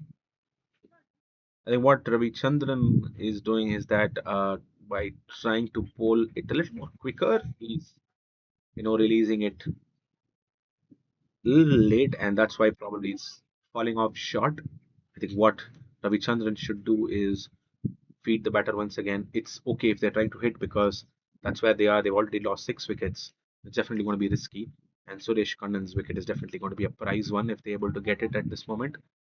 Gently tapped, Suresh tries to push for 2 runs, but then they're not able to do that, and just a single now. They've been able to rotate it really, really well between Kicha and Suresh.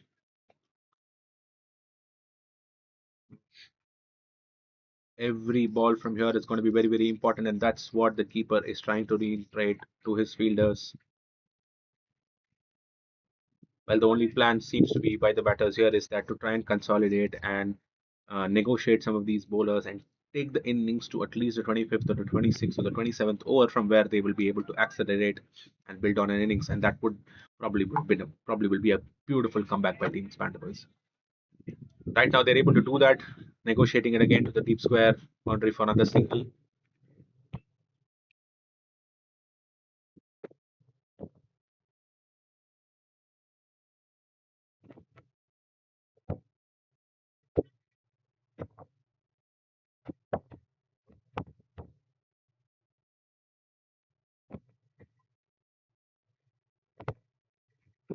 Suresh sits and sweeps. He did that early in his innings earlier today. Takes another single. So good over for Expandables, I would say, because they started off with that boundary and then they were able to take another 4 runs and 8 runs of that over. And coming back into the attack seems like it's going to be Harshad. They've gone all spin in the middle overs, except for, of course, Shanmugam with his medium pace. And the only other quick bowler who bowled earlier today was Yuvraj. Seem to have, been understanding the conditions really well. I think they've played all of the matches here.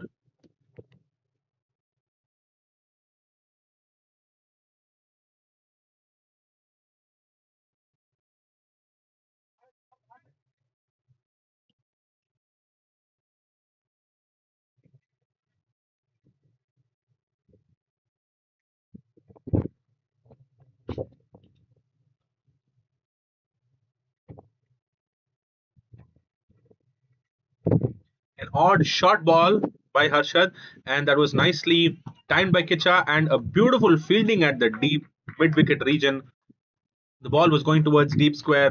The fielder had to cover a lot of ground and ensured the ball is still in play and doesn't go for a boundary, and in that process saving 3 crucial runs for his team. It's nicely done. Suresh Kannan comes down the track, tries to whack that, but at the end just goes towards the long on region just for a quick single.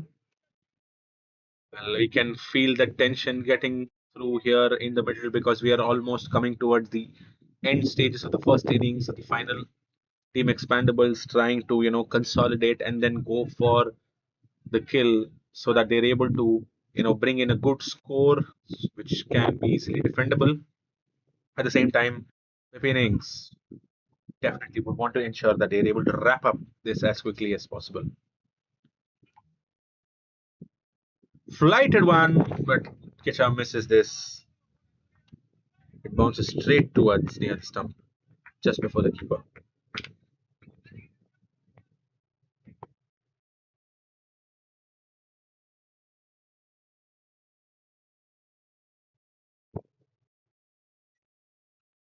Oh, hit straight towards the mid-wicket fielder, and that is an amazing catch that is taken. He had to cover a lot of ground once again, just a couple of balls before he saved an amazing boundary, but he had to run forward diagonally and ensure that he's able to take that catch. What a wicket. What a match this has been turning out to be. Kicha was setting in really, really well. He was giving great company to Suresh. He wanted to go for it. He wanted to clear that cow corner boundary where there was a gap between the mid-wicket fielder and the long-on fielder. But that was beautifully taken at the end. Pepe innings getting another breakthrough.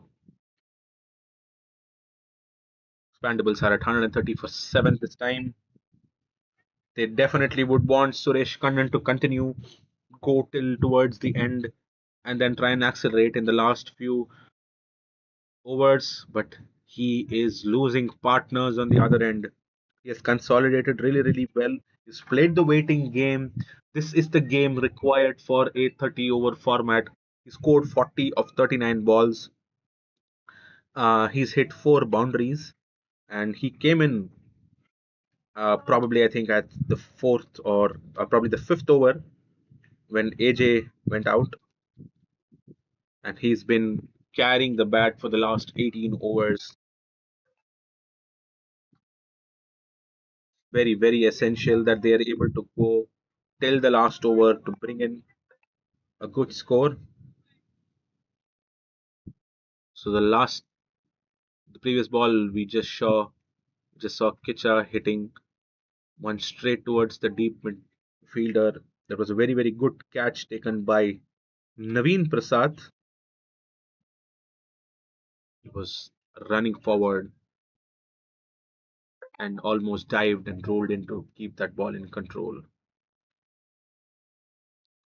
So Hari is the new batter who's going to be coming in, and Harshad will be bowling his last over of his spell now. He's had a very, very good spell. He's given 35 runs and taken 2 wickets in that course. He's been very consistent with his style of bowling, keeping it very straight, looping the balls, keeping it at good length and at fuller lengths, and waiting the ball to turn, going across towards the right hand batter, making the batters commit to the mistake. That's how he got Thiagarajan's wicket, the prized captain's wicket, and of course he was able to take the other wicket right now as well.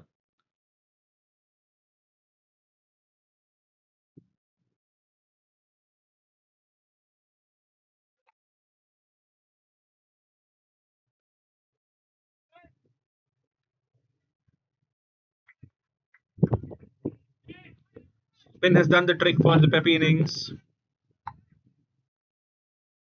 Team Expandables are at 130 right now. They've lost 7 wickets. They still have another 6 more overs to go after this ball. But they just have 3 more wickets for them to try and go as deep as possible.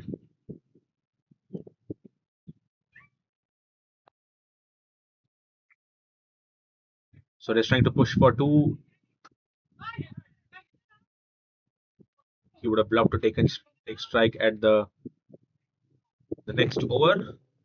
But Harshad finishes off his spell with 2 wickets for 36 runs with an economy of 6 runs. He's done a very, very good job for his team. He was giving great company to Ravindran and is going to be walking off the field with his job done. But the middle overs have definitely gone Pepe innings' ways. While Expandables, they were able to consolidate a couple of partnerships, but they were not able to take that ahead for a big score. Ravichandran is back into the attack for his last over now. Quicker one, slapped towards the deep point region by Hari. A welcome boundary for Team Expandables. That's what they would want. They've already reached 130 odd runs. They would love to take away 160 to 170 off in this innings. That will definitely bring in a lot of momentum for them. And the job for Pepe innings would be to ensure that they don't do that. Apologies.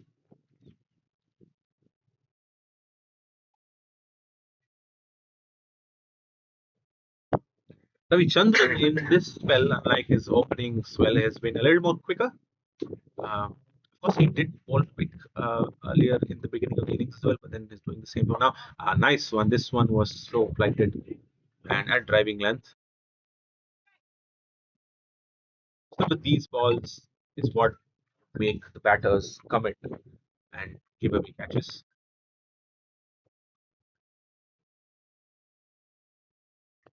Appreciated by his captain and the fielders for that nice ball. Just a single, and Suresh Kannan is back on strike. Suresh needs partners. Very, very important for Suresh to carry the bat towards the end of the innings. They've got another 6 more overs to play. Apologies, 5 more overs to play after this. They have to accelerate after this one.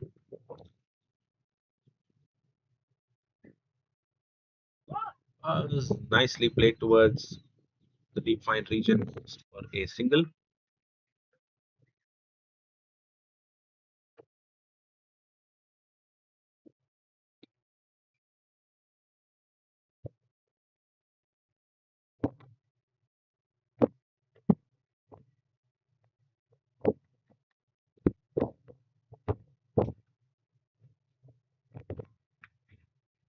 Full toss. And that's another beautiful shot by Hari. Hari has come in and scored 2 boundaries. He's come in great flow. That was a full toss ball there to hit. And he was able to eye that gap behind the cover fielder for another boundary. This is an amazing consolidation which is happening right now. Once again, the last 1.5 overs have been really, really good. While they lost that 1 wicket, they've still been able to score further. Hari has hit 2 boundaries, faced 5 balls, and scored 10 runs.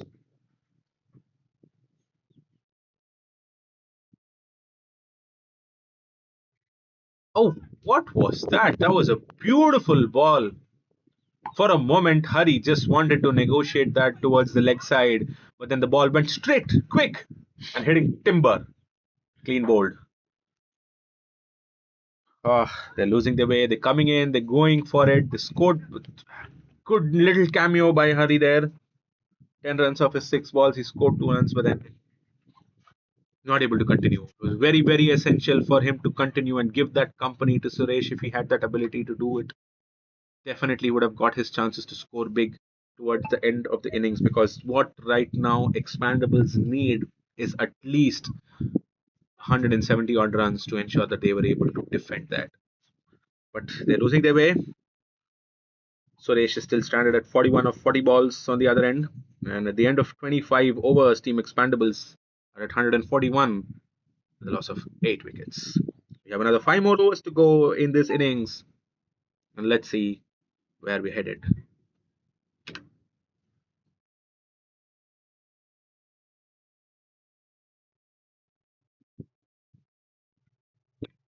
New batter coming in is Prabhu.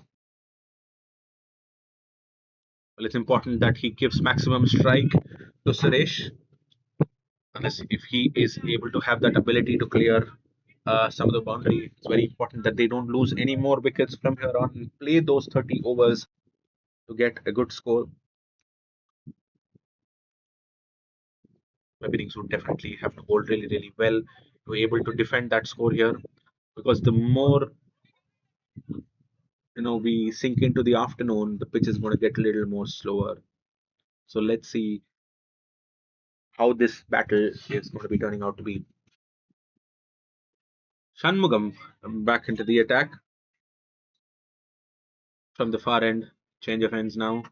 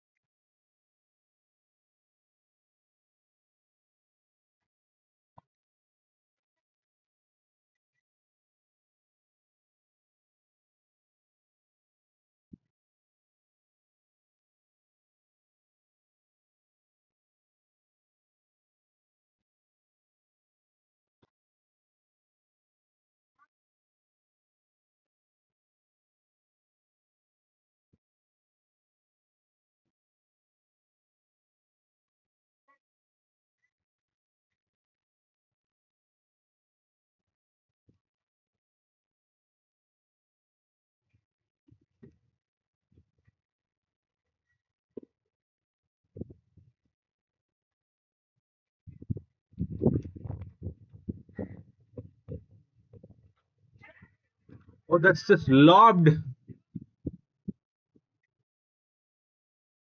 Bit of a confusion there. Ball just stuck for a moment. The batter Prabhu was not able to complete his drive, and the ball just lobbed towards the short midfielder, but it falls short. Nicely driven towards the cover region for a beautiful boundary there by Prabhu. It was nicely hit. It was there to be hit. It was quick outside off. Nicely swung by Prabhu in a welcome boundary. Again, it is very, very important for Prabhu to give that company to Suresh and take it to the end. It's very important for the Expandables to play all their 30 overs.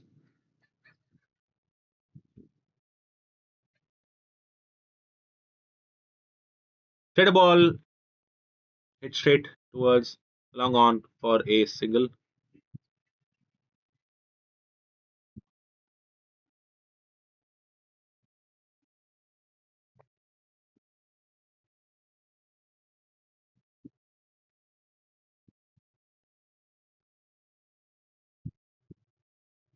That was cheeky. Suresh tried to, clear that above the deep fine region, doing a scoop, but then ended up only getting a single.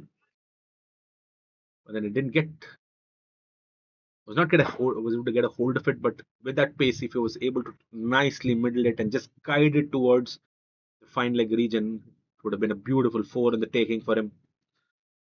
But only a single taken at the end of 26 overs. Team Expandables are 149 with a loss of 8 wickets.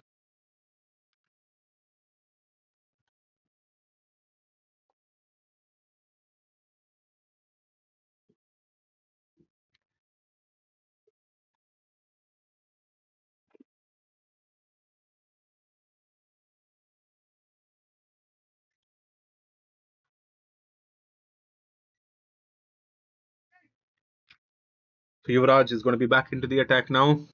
He's already bowled 4 overs. He took 1 wicket for 32 runs. He took that wicket of AJ, the left-hander, cotton bowled.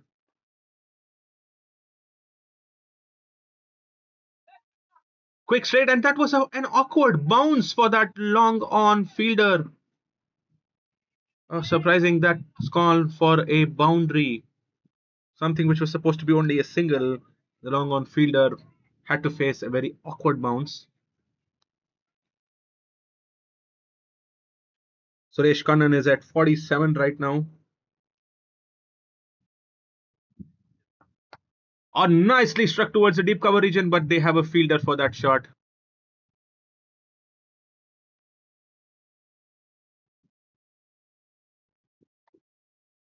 But I think they're going really, really well now. Consolidation is important. The last 2 overs have been very good, even after the last wicket of Kicha, or probably the last wicket of Hari.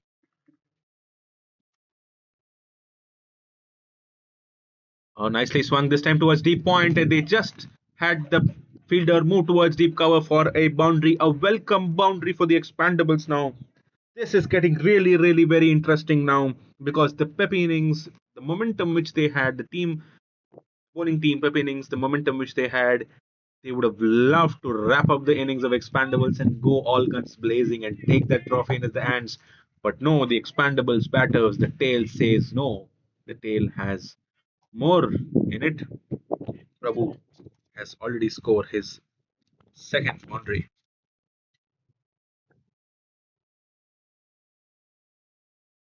Ah, that was bowled again. Straight ball on the off stump. Prabhu trying to target that cover region once again, but missing it. I was just telling that Team Expandables were coming back and the momentum was shifting, and then another wicket changes everything once again.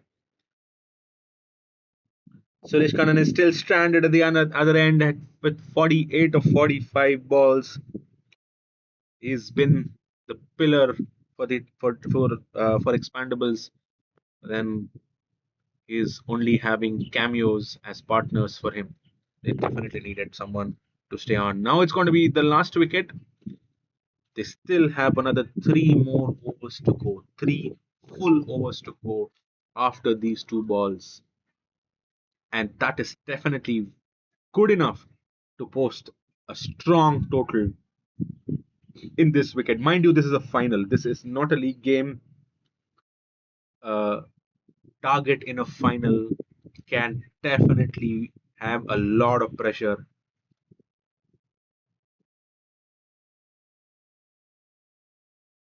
Chasing 160 odd, for example, in a league game could probably look easier, but in a final, it's definitely different because you have the pressure of the final.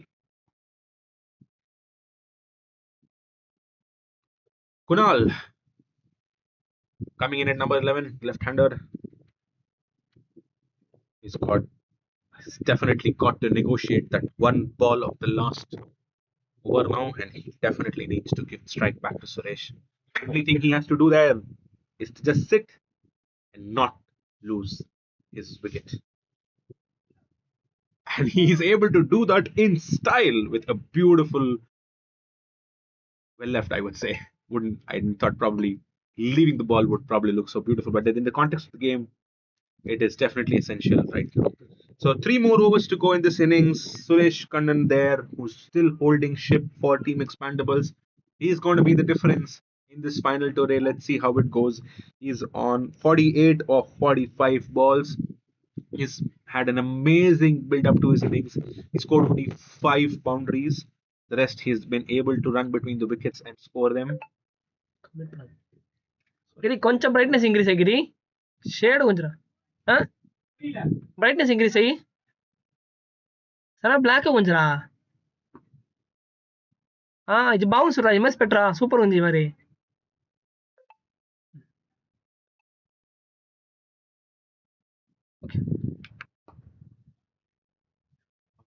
Shanmugam back into the attack now for his 5th over.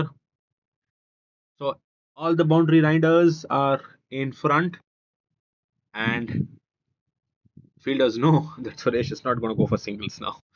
He definitely want to keep the maximum strike, and he swings that towards the corner boundary, and it's taken at deep mid wicket. Oh, this innings goes in vain for him. 50 was in the taking for him. It would have been a great knock, and it's still a great knock. I'm sorry, definitely is a very, very good knock. If not for him, today Team Expandables wouldn't have reached 158 runs. But that's what he had to do now.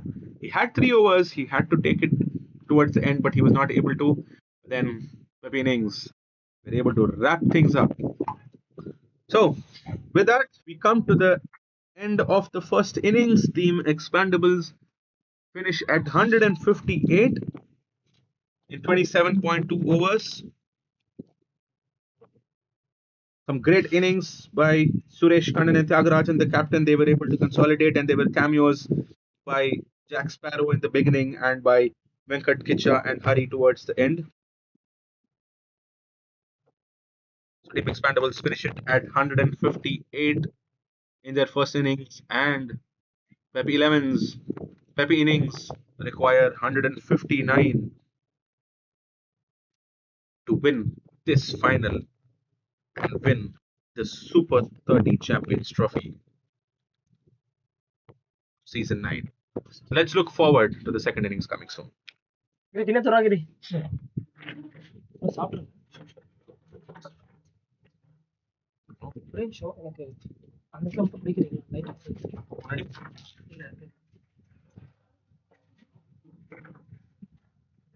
இல்ல இப்போ தெரியுது எத்தனை எந்த இடத்துல ரைட்ல வந்தா இல்லைண்ணா sir நீங்க சாப்பிடுங்க இல்லை திண்டா நான் கடுப்பு மாதிரி சாப்பிட்டா சாப்பாடு சாப்பிடு 2 சார் வாங்க சரி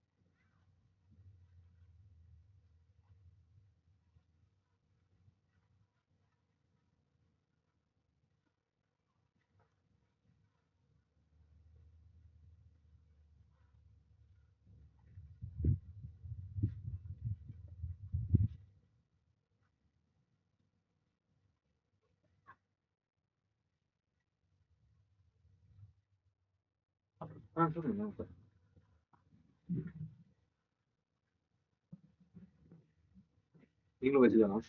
அப்புறம் நீங்களும் வெஜ் தானா?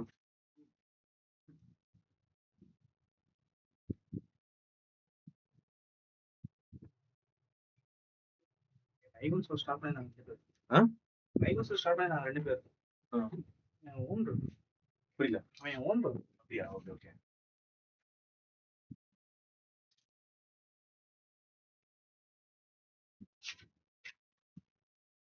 ஃபோட்டோகிராஃபி வச்சிருக்கேன் இந்த பேனர் கூட okay.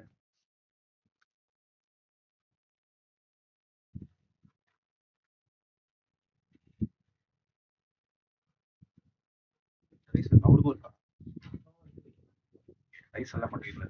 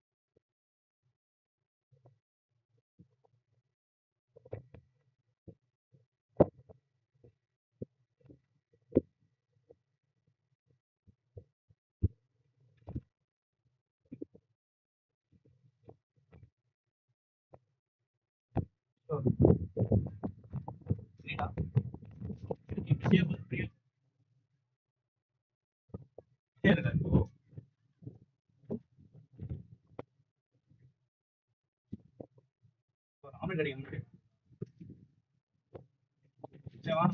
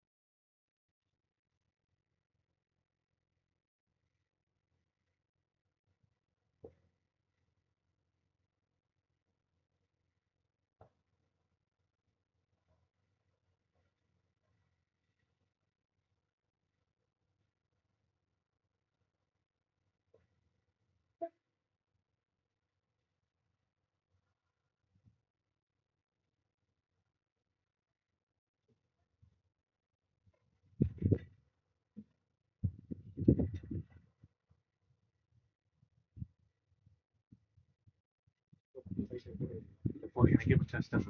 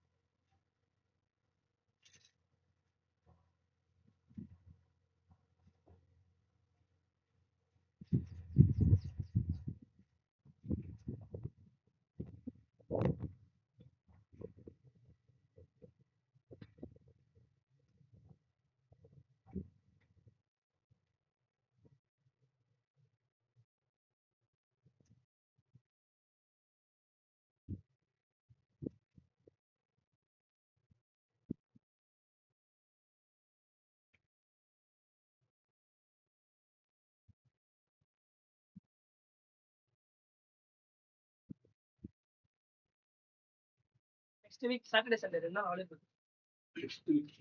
Upcoming weeks February 20. Full day possible இல்ல. இல்ல ஃபுல் டே ஒரு மேட்ச் தான் வரும். இந்த மாதிரி ஐ திங்க் 30 or 20 தான் வரும். ஓகே. 20 வாஸ்னா மார்னிங் 11 o'clock மேட்ச் 1 to 2 வந்து கமெண்ட்ரி மட்டும் பண்ணிட்டு போயிடலாம். கன்ஃபார்ம் பண்ணிச்சு நெக்ஸ்ட் வீக் நம்ம தான் லைவ் பண்றோம். பட் நான் பண்ணல, கொஞ்சம் வேலை இருக்காங்க, நாளைக்கு கன்ஃபார்ம் பண்ணு. வெளியே பண்ண சொல்லியிருக்கேன். அவன் கமெண்ட்ரி அரேஞ்ச் பண்றான்னு தெரியல. சப்போஸ் அரேஞ்ச் இல்லன்னா- பண்ணல அப்படின்னு அவன் பண்ணிடலாம். Sure sure.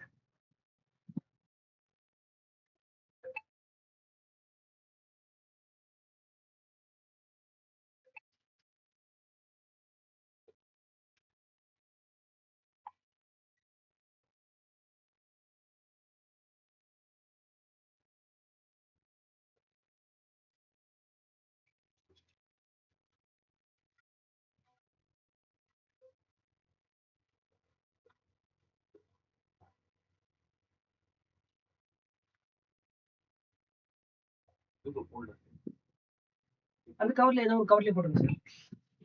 இல்ல அந்த சாப்பாடு கவர்ல கூட போட்டுருக்கேன். சாப்பாடு சாப்பாடு. நீ சாப்பிட்டியா? உள்ளதான் இருக்கு ஃபுல்லா. நான் போய் டீ குடிச்சிட்டு வந்தேன். வயிறு வயிறு ரிமண்ட் இருந்தது. இது நல்ல வச்சிருக்கா? நல்ல வச்சிருக்கா? நல்லா செஞ்சு மெசேஜ் சாப்பாடு அவங்க கொடுத்தலாம். ఎంత బ్రేక్? நல்லா ரெடிங்க போட்டோம். பாஸ் இல்லைங்க. మోర్ గా వచ్చి. இல்ல சார்.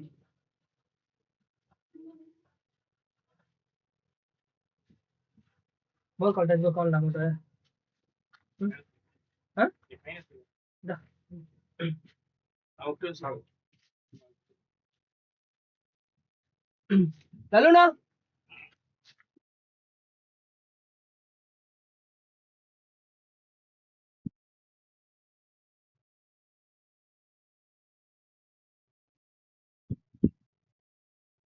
இந்த ரைஸ் கொஞ்சம் மிச்சம் இருக்கு. அது சாரி. புதுசா கொடுத்தீங்க.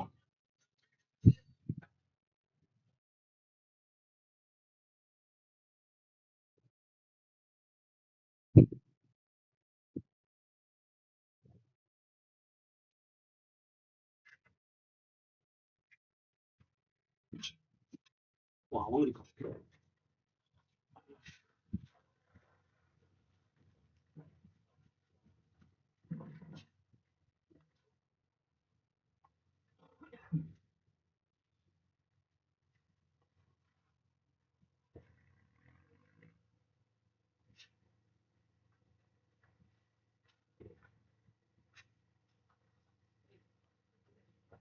புரியல மண் காம்பவுண்ட் கிடையாது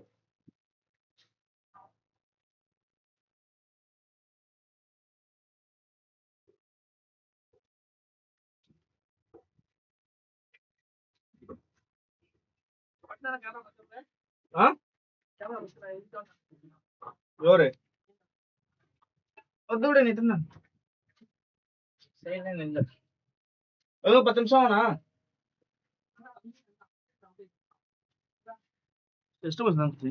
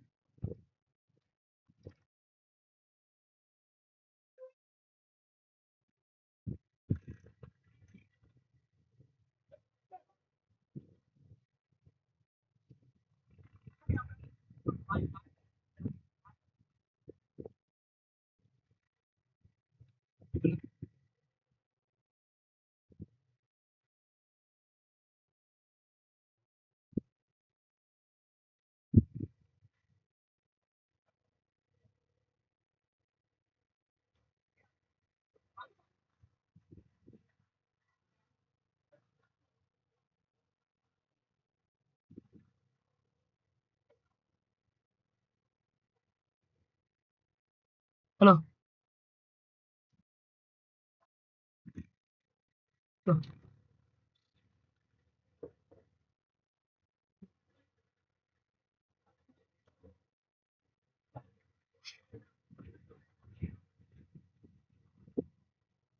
क्या मैं कान लो जी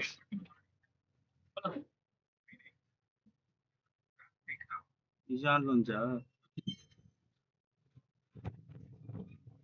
కత్తిరించిన अरे आपसे पहले अरे और शो నిజం మీకే संडे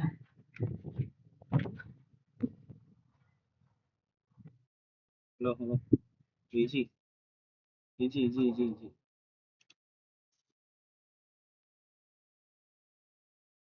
இது மட்டும் பட்டு ஆன்ல வச்சுனே మరి ఇక్కడ ఉంచి ఆన్లే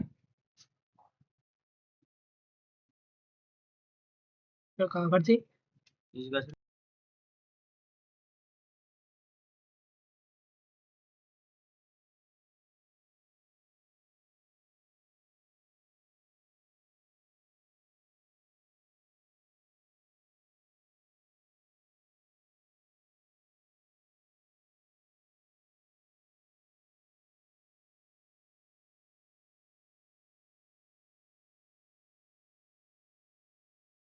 கேமரா மைக் ஆஃப் செய்யும்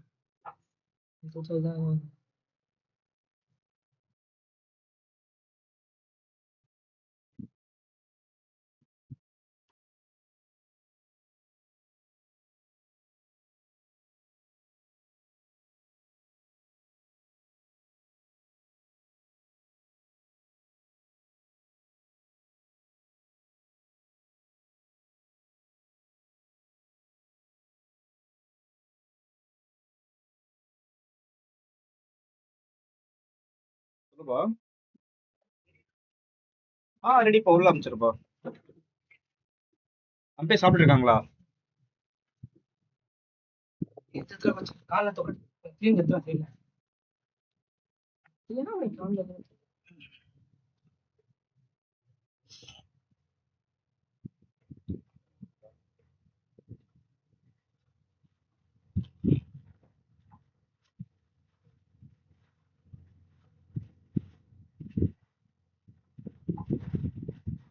Petra land cable low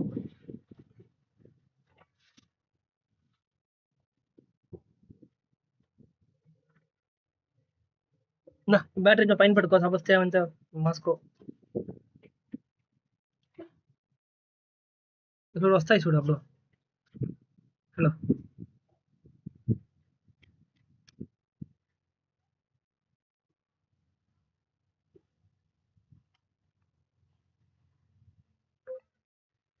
సెన్స్లో audio ఇచ్చి ఇన్పుట్ మైక్ ల్యాప్టాప్ మైక్ ఇచ్చినావా చూడు.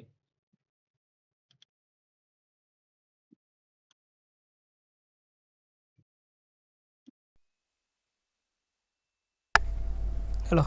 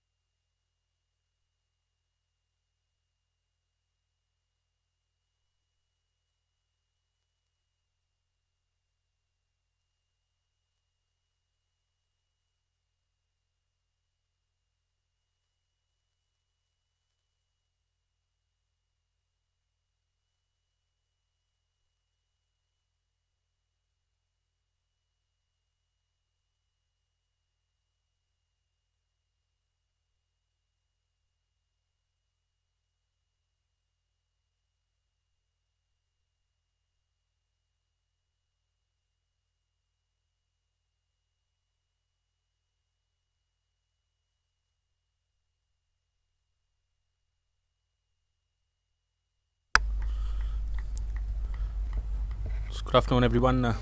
Joining us live, we are back again with the action start of our second innings, where the Pepe innings will be in pursuit of 159 runs to win this final and to win the Super 30 Champions Trophy. So let's.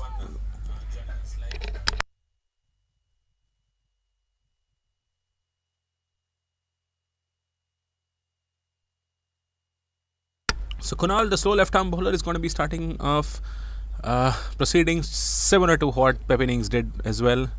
They started with that right-arm off-spinner. Kunal, of course, is one of the top 10 wicket takers of this tournament. He's taken 8 wickets of just 3 matches which he's played in this tournament. On strike is going to be Imran and Gunasekaran. Imran is he's probably the top 3 batters with the third highest runs scored in this tournament by all batters. So we are underway with the second innings of the final of the Super 30 Champions Trophy.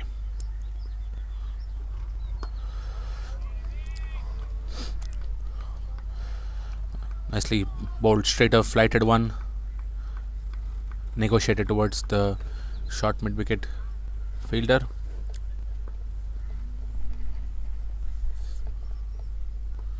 Oh, that was edged, and a quick single taken. So the two fielders which Kunal is having outside seems to be the long off and the one in long on.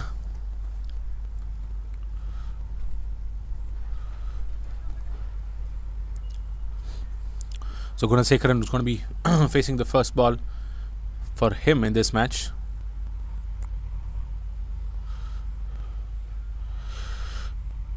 Had a good day behind the wickets today. Had a stumping to his name. Kunal is having a wideish slip for him, and he has his offside packed all close in. Backward point.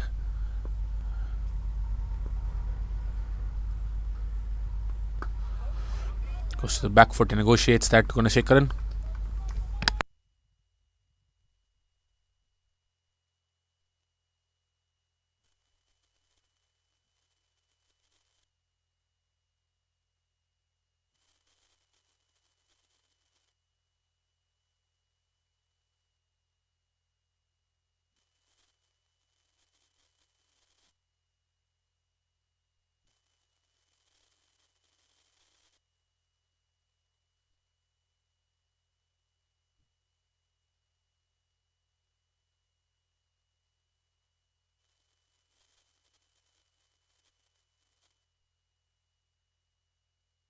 A lot of appeal, but seems to be going down the leg.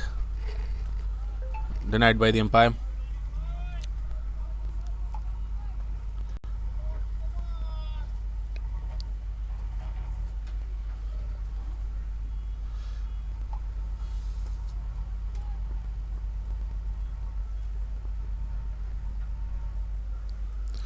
It was nicely revved, rocked behind Imran and hit that towards the deep cover region.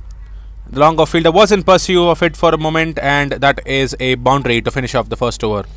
So at the end of one, Pep innings are at 6 for no loss.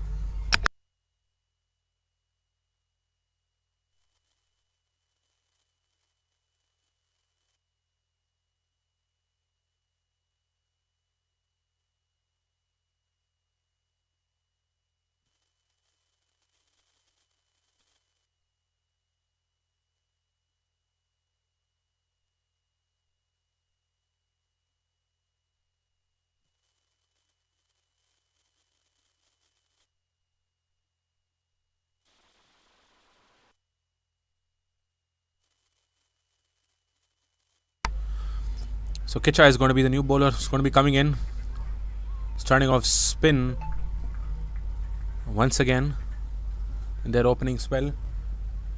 Again, the two fielders in the boundary is at long on and long off.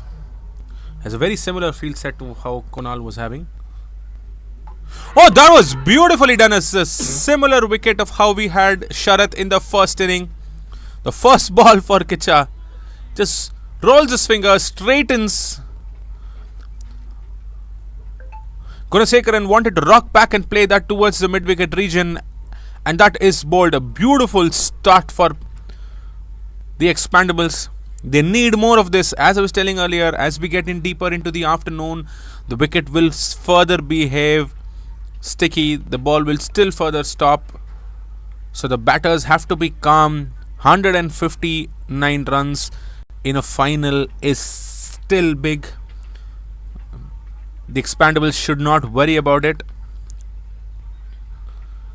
You always have a chasing pressure every time in any normal match, but then when it's a final, it can be double. So the Expandables have had a great start now. Wicket in the first ball of Kicha's over. Naveen Prasad is the new batter now. He comes off with a lot of confidence after that beautiful catch he had taken in the deep mid-wicket boundary.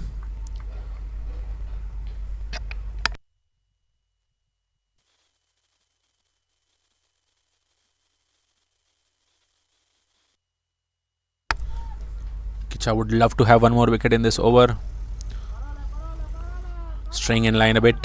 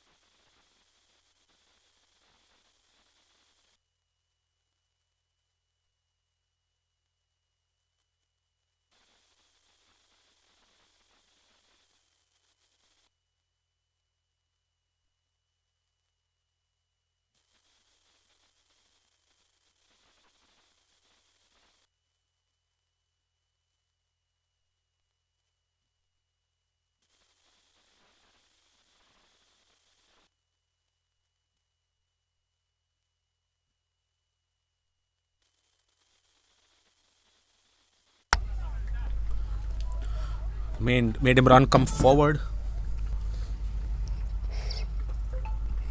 It's very important that in these sort of tracks and these sort of wickets, you want to have the batsman drive forward and commit to the shots, and Imran does that, and that is nicely cut off at the deep long region.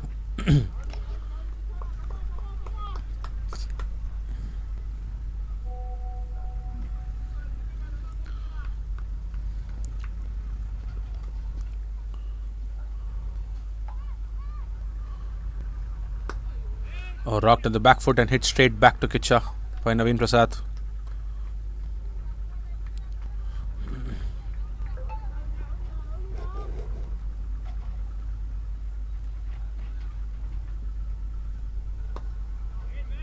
Rock back again and play towards point.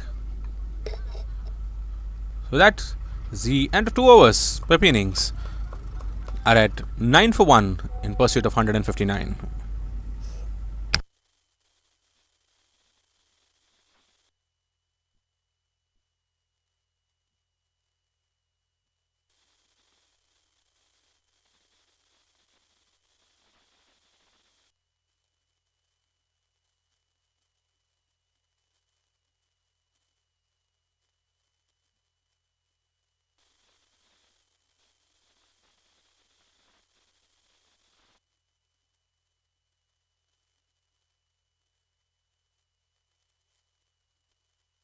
Kunal back into the attack with his left arm. Oh, that was a beautiful ball. Was nicely turning, pitched on line, bounced, and went outside off, beating the right-hander to the keeper.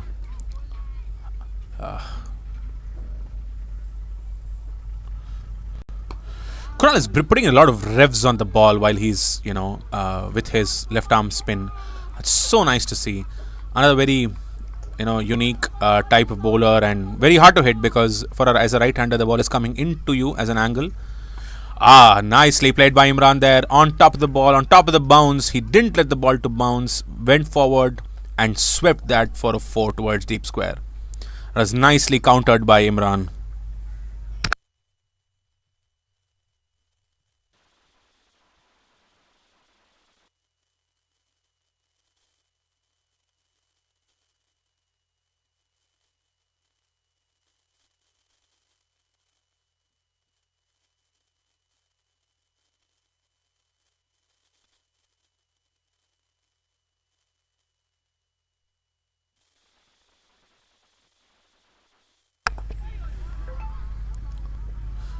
It's nicely played in the front. Imran seems to be rock solid, trusting his defense, trusting his drive, playing that check shot once again. Seems to have all his basics perfect. He has a nice balance, good trigger, comes towards the offside, trying to play towards deep fine to grab a boundary, but only takes a single there. Imran is doing a very good job in terms of countering Kunal's angle.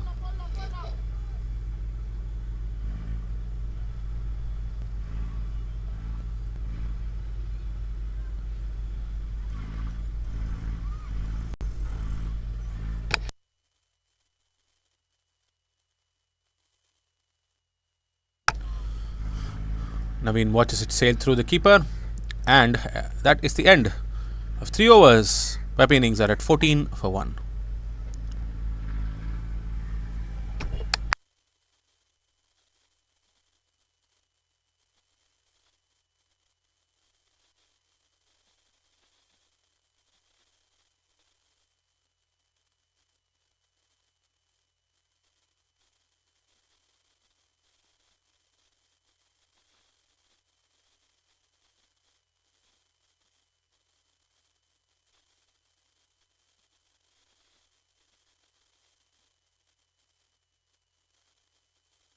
Kicha will continue with his off breaks, starting the 4th over of the innings.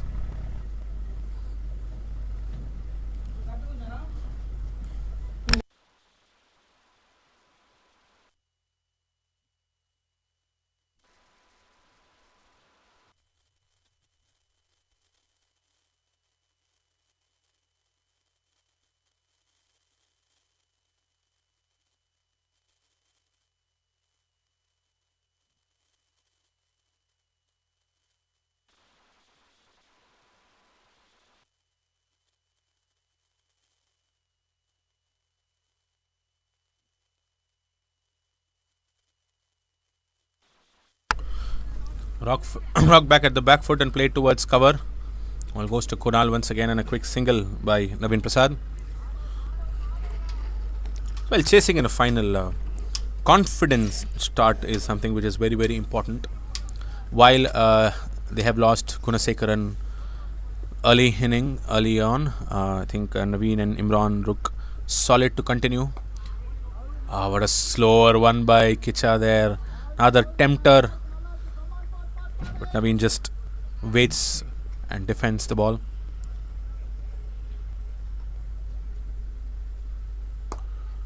The flighted one, outside off, played towards long off for a quick single.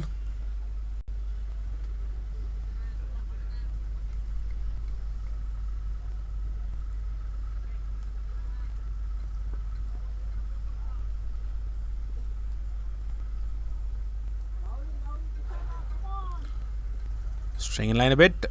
A wide given, but Kicha is surprised. Well, as a bowler, we would never like a wide given, which is a close call. And at the same time, everything hitting the pads is out for us.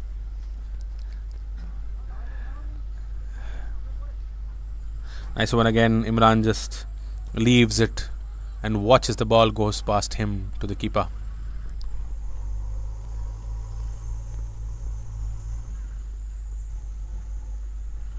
Steps forward and drives it towards long on for a quick single.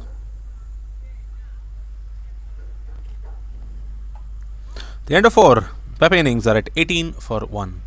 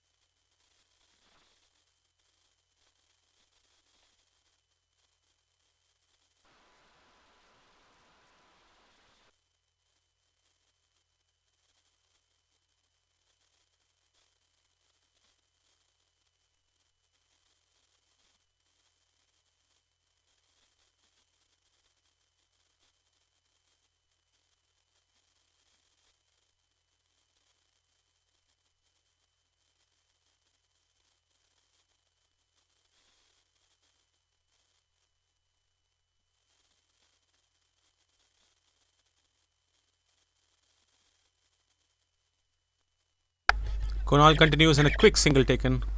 Confident call by the batter.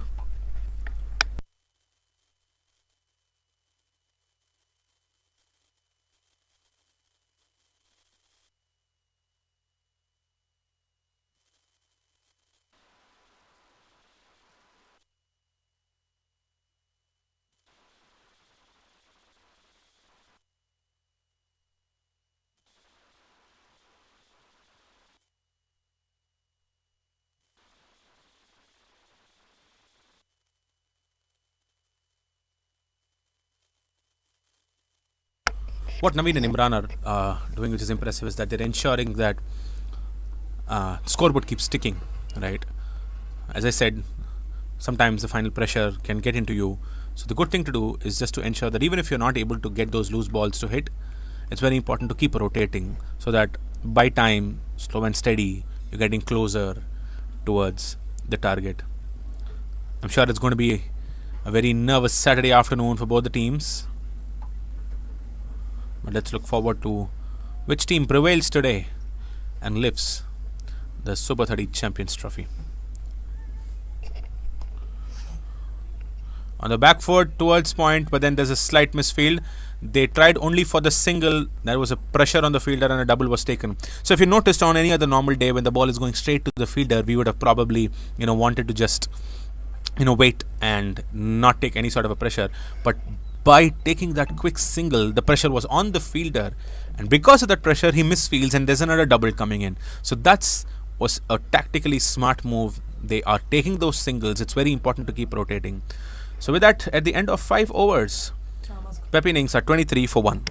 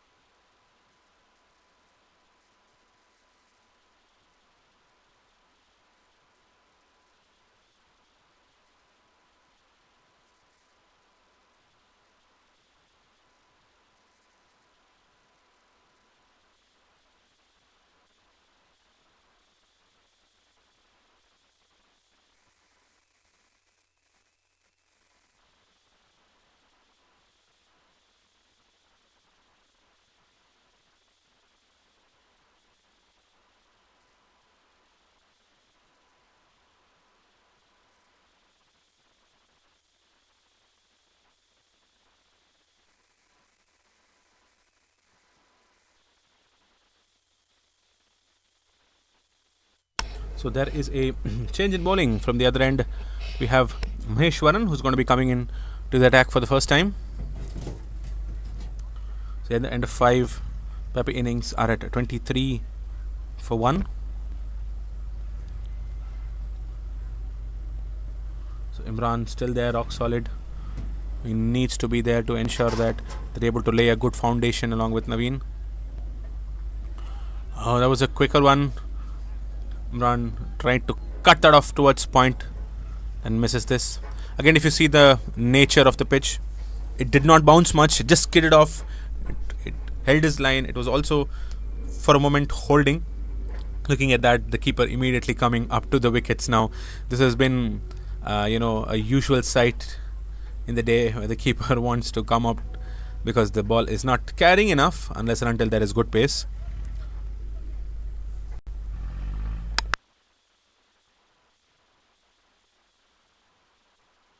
Oh, shorter one, hit straight back. I think the bowler had a quick finger on it. A single taken.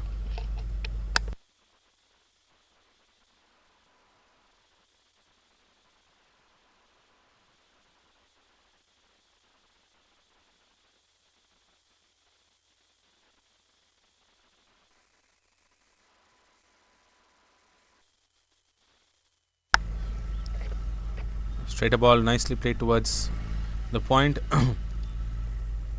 There's a nice battle going on in the middle. The Pepinins batters do want to rotate the strike, but then they're not letting them. And that was nicely placed in a gap and a comfortable single taken. That's what you should be doing, if you want the pressure to go off, not to get into your head.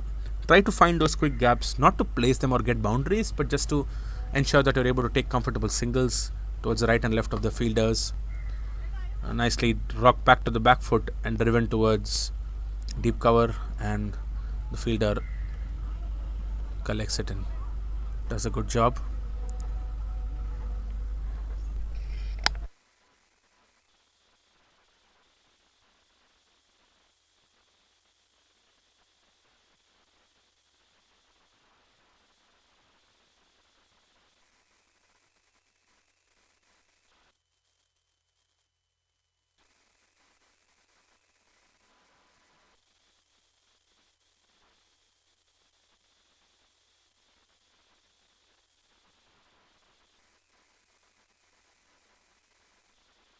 So with that, we are at the end of 6 overs in no time, and Pepe innings are at 27 for 1.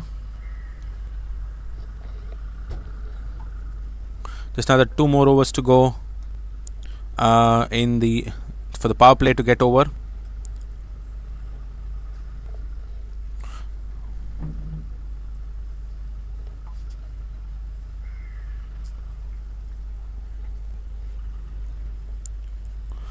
The expandables were also at a very, very similar rate. At the end of 6, they were at 25, and now at the end of 6, Pepe innings are at 27.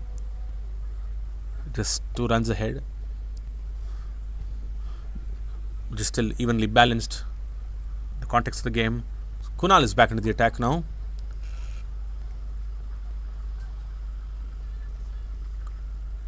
Well, the captain needs to do an important job of ensuring that he is able to marshal his troops and marshal his bowlers. He needs to keep the attacking bowlers in hand with them, because it's important for wickets to be taken. So the decision has to be taken whether it's to hold back his attackers and then attack in the middle, or try to go in all guns blazing and try to get as many wickets as possible. That's pressure as well. That was nicely bowled once again. Pitched on leg, turned towards the off, and went and goes just above the stumps. Kunal is getting good bounce because of the revs he's putting in on the ball. He's able to, get the batsman commit forward.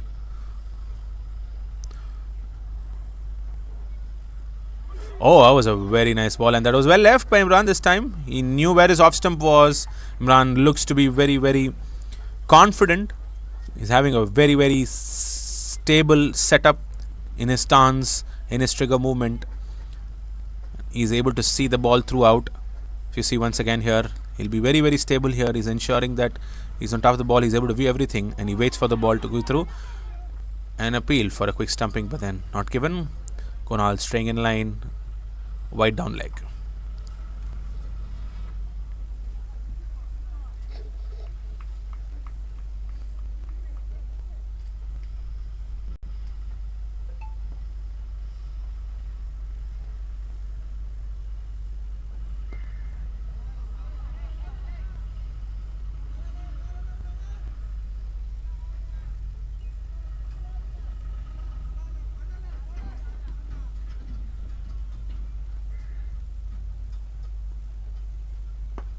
Oh, nicely driven once again. There is a gap there. The long off fielder is in pursuit, but able to take. Imran pushes for 2. throw was slightly wayward, so they were able to completely finish the two. For a moment, Naveen did not expect for the second run, but it was nicely done there. Very well placed in the gap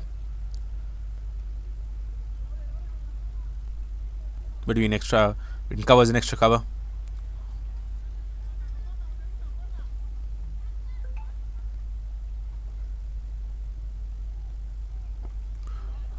Oh, that can be sometimes dangerous if at all, the type of action in the bowling and the angle Kunal has. If it goes quicker and if you're locked on the back foot, you may end up playing on or get trapped on your feet.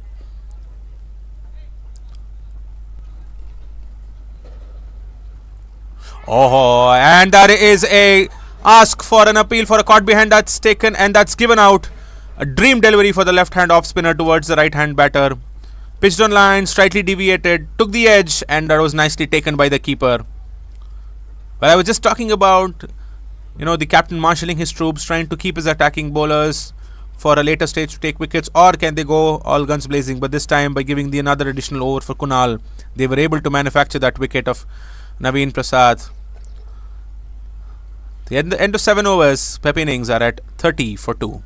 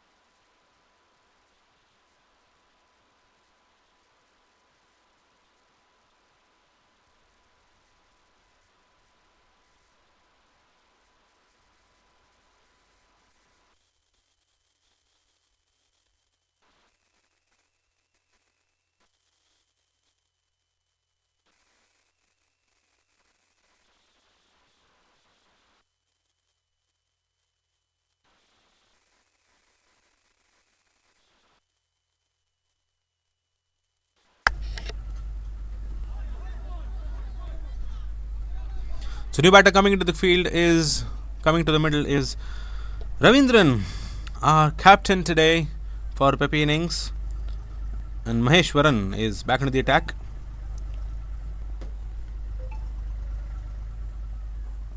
Oh, I was cheeky going towards outside off and playing it towards the deep fine. Will the ball slightly trickle, and that is a boundary towards the fine leg boundary. 4 runs. Not an easy shot to play. Batter bent outside the off stump, going outside the line of the ball and ensuring that he places it and gets the timing right for it to go to the boundary.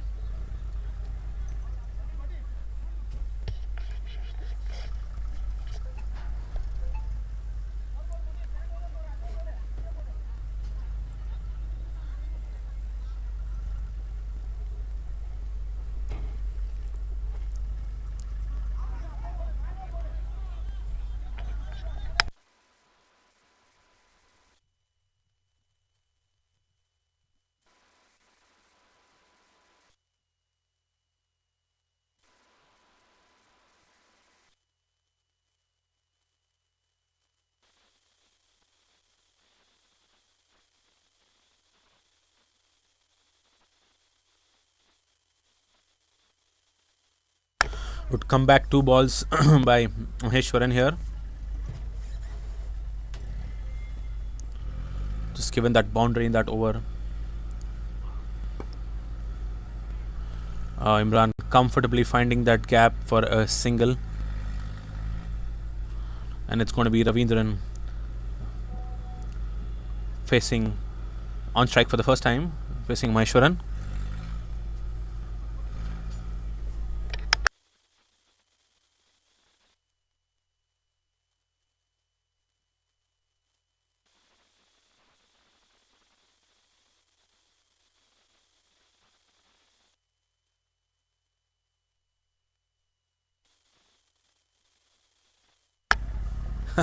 Ravindran tries the same thing once again, but it was not as quick as he expected.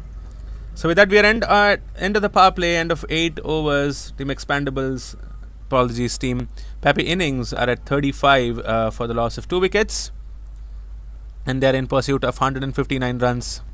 From here on, as I said, it's the final, it's the battle of the mindsets. It's very important for the Pepe innings to consolidate a good partnership.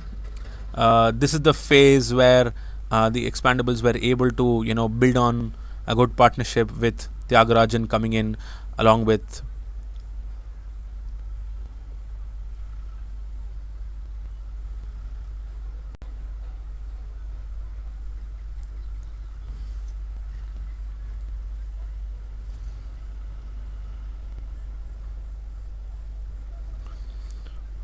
apologies, yes. This is the time where Tyagarajan was able to, build that partnership along with Suresh Kannan, who scored 48. They're not far.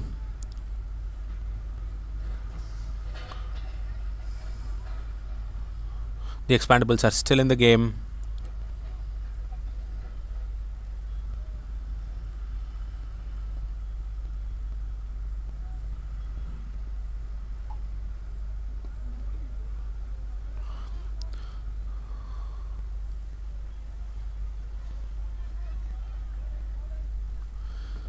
So with the end of the power play, Kunal is just having his deep cover, deep long off and long on in the boundary.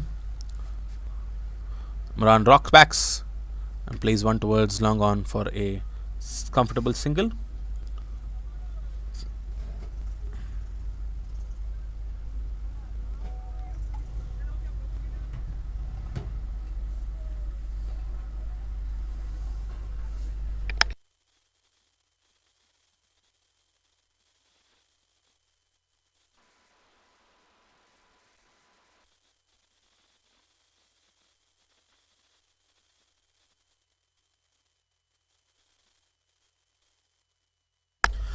So one good thing Pepe innings have been consistently doing is that trying to get those quick singles wherever possible, because when the bowlers have been tight, when the bowlers are not giving enough room to score their boundaries, it's very, very important to ensure that the scoreboard is still ticking and they're able to get those singles out.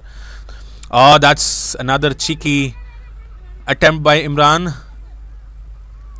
He wanted to play that loop, that scoop over deep fine, but then was not able to time it really well. Just goes above the keeper's head for a quick single.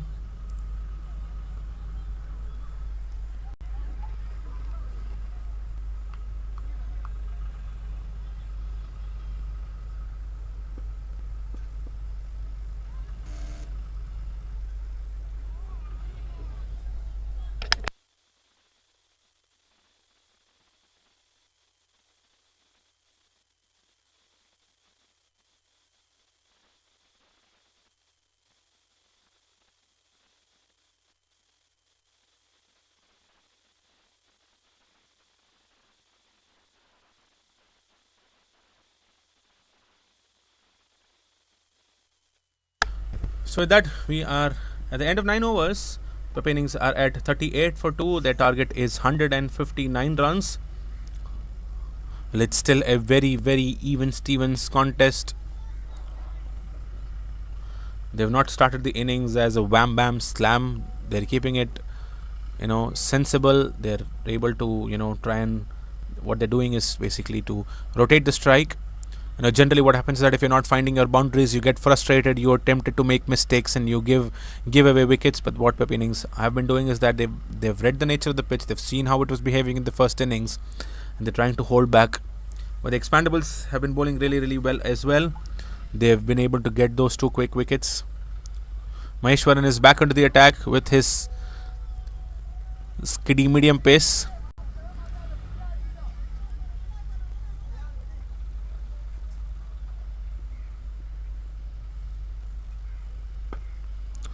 This time played towards the deep cover once again for a single.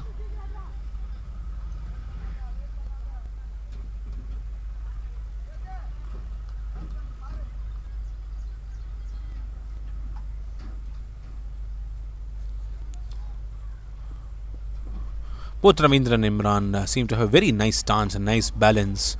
What happens is that, if you are very confident in having a good start and a good balance in your stance, you are very confident in facing the ball. You'll have a clear view of the ball and you clearly know what to do next and how to react to those balls. Quick cheeky single taken once again. That's very good running by the Pepe innings batters. This has what been the difference. While they have not been able to get those boundaries, they've ensured that the singles are coming in very, very quickly. Well, what the Expandables should try and do is find those slots, fill those gaps, and bowl to those plan and try and not let them take those singles. Another cheeky scoop by Imran, but this time the Expandables had the fielder in place in the short fine region.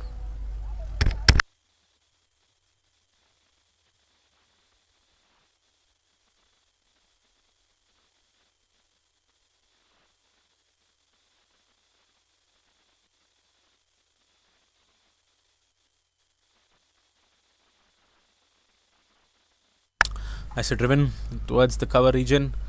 Just another single. The end of 10 overs, Pepe innings are at 42 for 2. They still have wickets in hand. They're going really, really well. While the required rate is creeping up, it's almost touching 6 an over. They have the wickets in hand, which is very, very crucial. Team Expandables were at the same time trying to consolidate at the same, phase of the innings. They're at the middle overs right now. It's very important that they continue and not lose quick 2 or 3 wickets, because that may build up pressure into the minds of the lower order batters and they may fall apart. Well, what Expandables require is just the same thing. They would want to take 2 quick wickets. They'll be very, very happy if they're able to take a couple of wickets in the next at least 3 to 4 overs or before the end of the 15th over. They're able to do that, they'll be able to create a pressure in the minds of the batters, and in that they'll be successful in defending their total.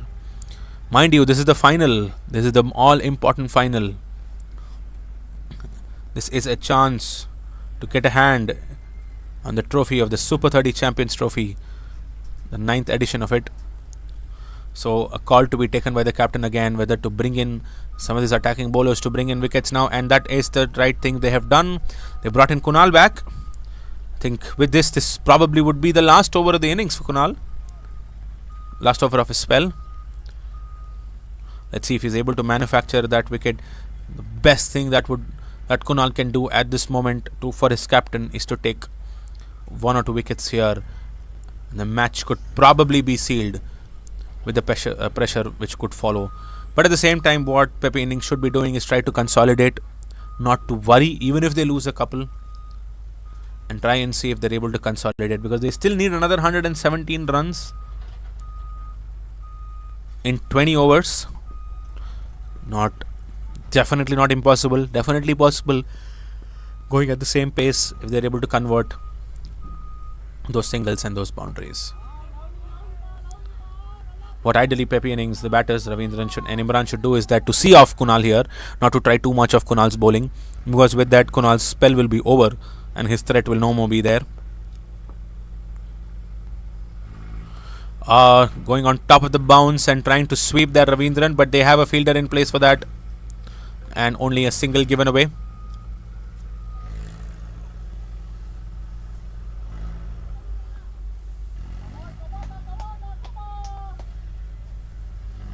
Kunal only has a deep fine leg, a deep long on, and a short mid wicket in the leg side, and he has a deep point and a deep long off on the offside. Waits for the ball, rocks back and plays towards the covers. Imran.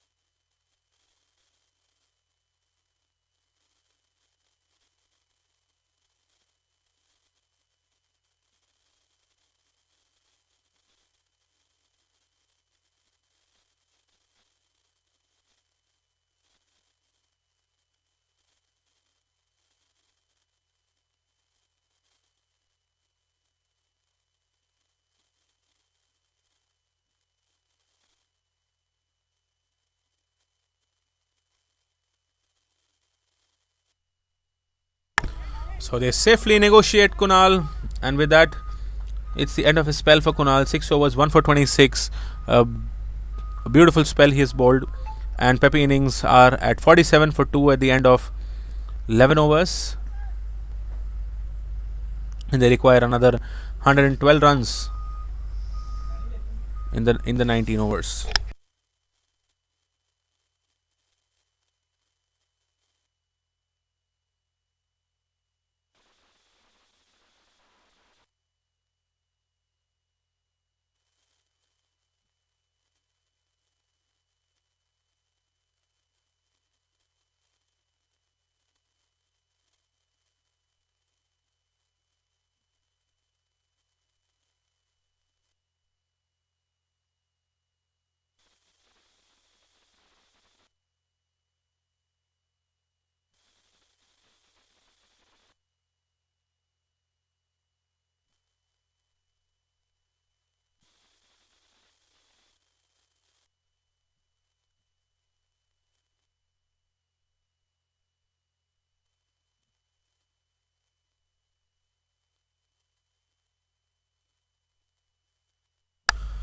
So Kicha is back onto the attack. He had the opening spell, was bowling in tandem with Kunal. Took that first wicket of his first ball.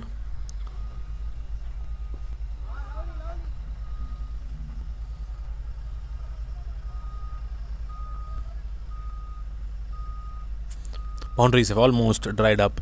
That's been the nature of the wicket. That's been the nature of the bounce as well. And the bowler is doing a good job. They're extracting it really, really well, keeping it slow, giving the revs.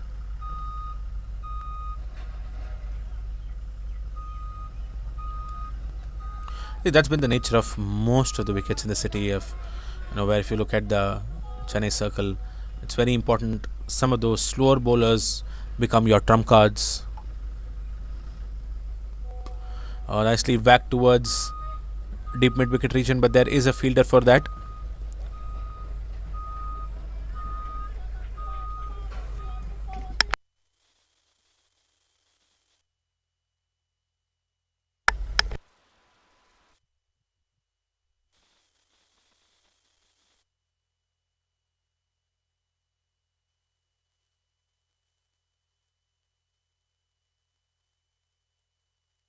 Flight at this time, played in the gap. Would they be pushing for 2? Yes, they do.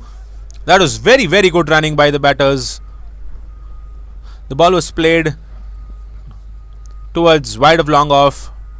They pushed for the first run hard, and they ensured they were able to finish the second one as well. This is what is definitely required. When your boundaries are dried up, this is the mindset you should have.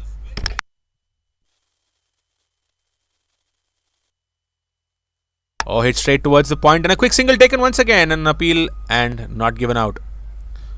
This is definitely going to be pressurizing for Expandables in the later, because the more singles they keep giving out, even closer the Pepe innings are going to be going towards their target.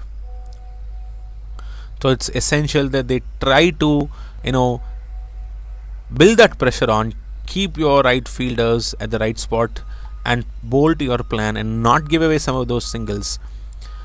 While doing that, the batters would definitely get agitated and then go for shots or probably commit to mistakes, and that will get you wickets. Okay, that was nicely swung by Imran. A beautiful hit above the long on boundary, or the cow corner boundary. A beautiful 6, the first 6 of the innings. It has not been easy for Imran. He's been holding himself back. He's been ensuring that he just taps, finds those gaps and runs between the wickets, and this is definitely going to be a relief shot for him. Pepe innings require another 100 runs.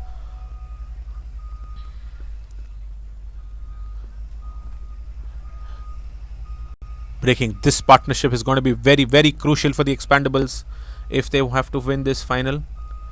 So with the end of 12 overs, Pepe innings are at 59 for 2, and they are in pursuit of 159 runs. They require exactly another 100 runs in the next 18 overs. It's definitely going to be getting tougher if they do not lose any further wickets for the Expandables. What they should try and do is to squeeze in, not give away some of those singles, and with that as a result manufacture a few wickets. If they're able to take at least 2 in the next 3 overs, we're definitely in for a good game. But if Imran and Ravindran are able to carry the bat for the next at least say 7 to 8 overs, then that could possibly be the start of curtains for the Expandables. So new bowler coming in is another spinner. Kalyan comes into the attack. Leg spinner. The spinners are going to be interesting to see.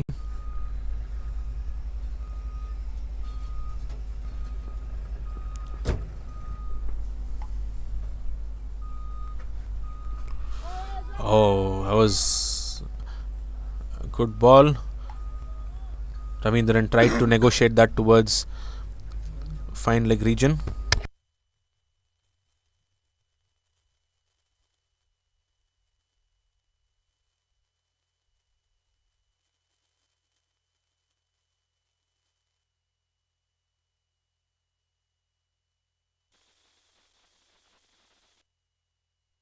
Oh, that was on good length. Beautiful turn. Ravindran did not expect it to bounce a lot and takes the leading edge, and this falls in no man's land. This is definitely going to be interesting now.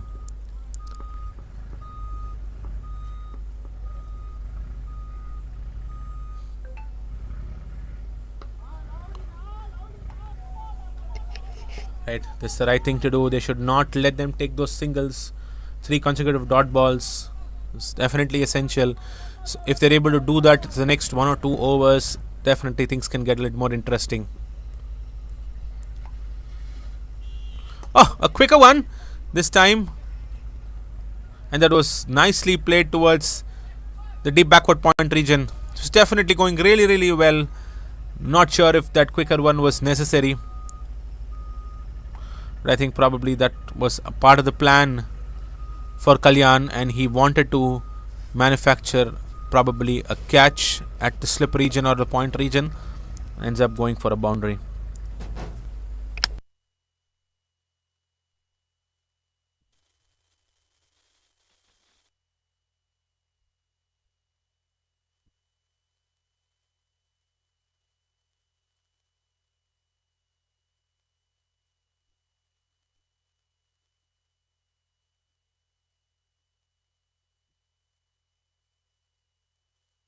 Waits for the ball and plays in front of his eye line. That's comfortably taken another single.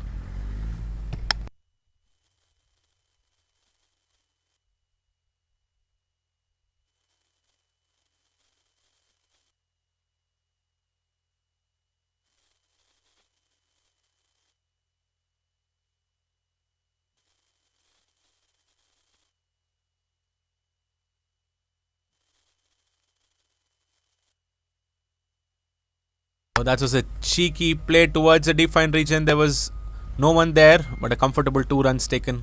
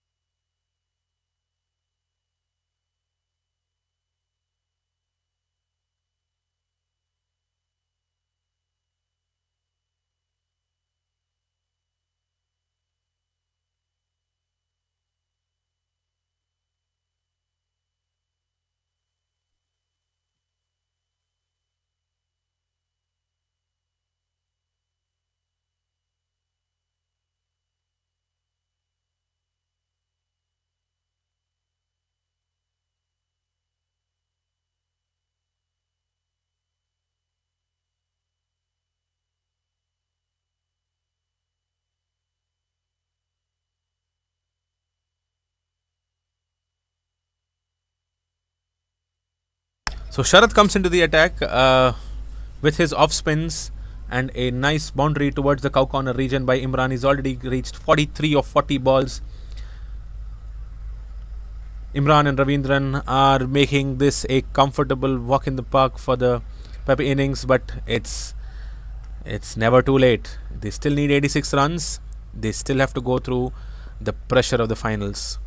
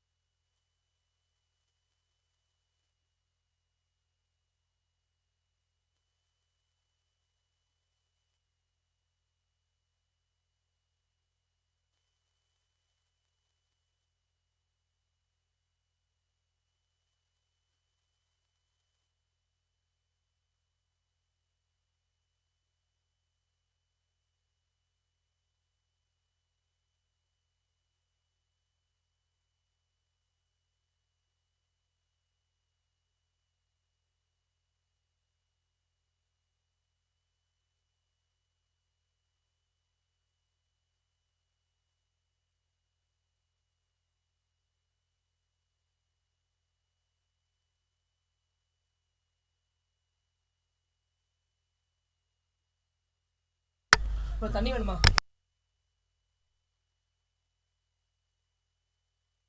An awkward bounce for the long off fielder.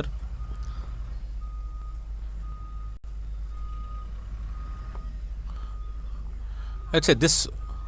Oh, that has been a quick run and not out given. It's been a loosener for the Expandables this over. Sharath was brought in to try and tighten up a little more because Kunal had completed his quota and then Kichau is just about to finish. And in this over alone, Sharath has given away close to 8 to 9 odd runs. It's very important to stay consistent and not let the batters of Pepe innings open the shackles and go for it. They're going steady, they're going slow and steady. They still need another 82 odd runs. We're coming to the close of the 14th over with Pepe innings at 77 for 2.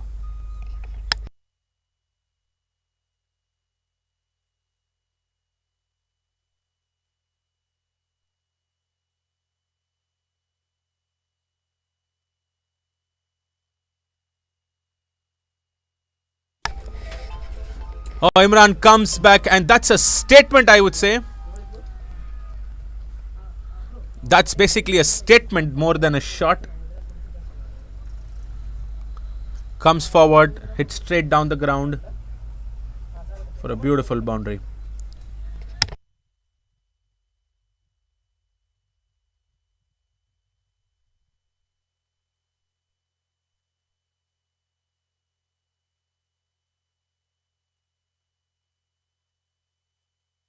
So the end of 14 overs, Pepe innings are at 81 for 2.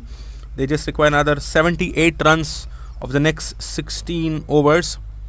Well, it's a good time for the Expandables to, rethink, re-strategize and look at how they are able to get those 2 wickets of Imran and Ravindran. Ravindran really giving very, very good company. He's been very silent of his 17 of 21 balls. He's giving great support to Imran, who's at 48 or 42 balls. Can this pair be the ones who are able to walk them through to the finish line of the finals? Let's look forward to the next 16 overs. Pepe innings require another 78 more runs to win of 96 balls.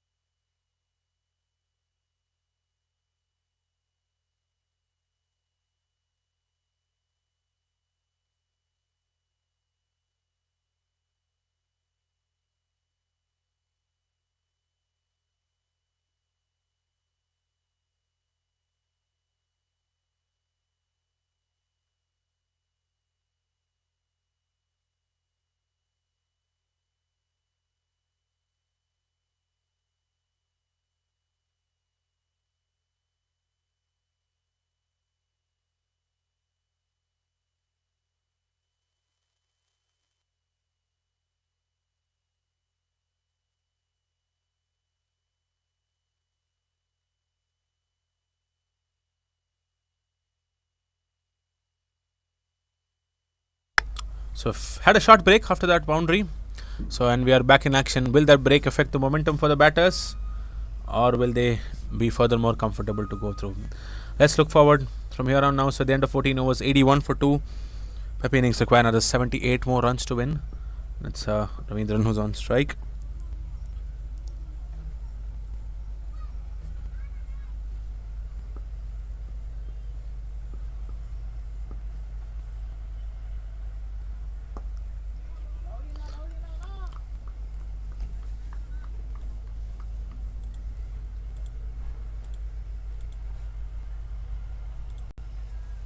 Kalyan continues.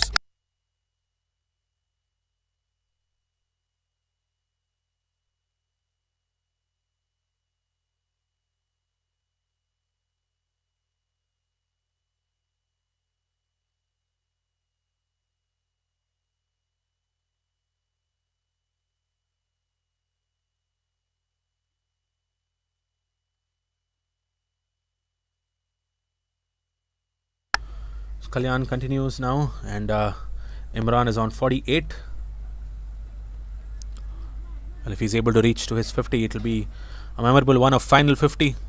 A milestone in a finals is always a good one to remember.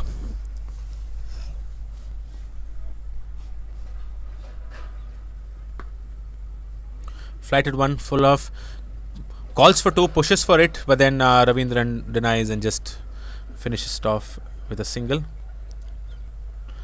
Ravindran as a captain has been playing a very, very responsible innings as well. He was probably is getting lost in the shadows of Imran's efforts, but he's been giving great company after losing those 2 wickets in the beginning.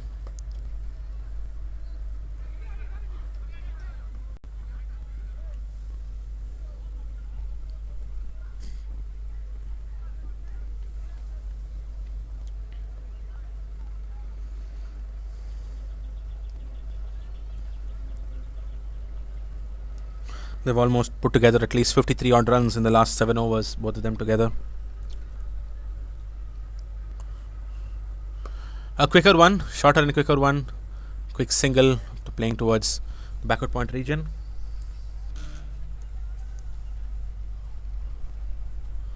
With one more ball to go in this over, Imran is on 49.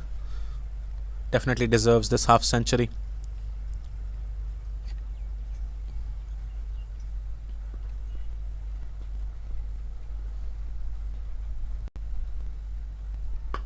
Plays towards long off, and with that Imran, are they pushing for the 2? Oh yes, they are going for 2 runs now. For a moment it felt like the long off fielder was able to collect and send it back, but there was probably an awkward bounce, and with that Imran completes his 51 of 44 balls. An amazing half century coming in an all crucial final. Is definitely going to be remembered this for quite a long time. And the end of 15 overs, Pepe innings are at 86 for 2, and in their pursuit of 159 runs, they require just another 73 runs more to go. And this duo has been a nightmare for the Expandables. They've not been able to find that breakthrough. As I was saying earlier, they ensured that the pressure did not come into them because they were able to quickly tap those singles and get them. They did not wait for the odd balls, bad balls to come in for the boundaries. They never worried about the boundaries. They were only worried about ensuring that they are able to rotate and get the scoreboard ticking, and slow and steady get closer to the target of 159.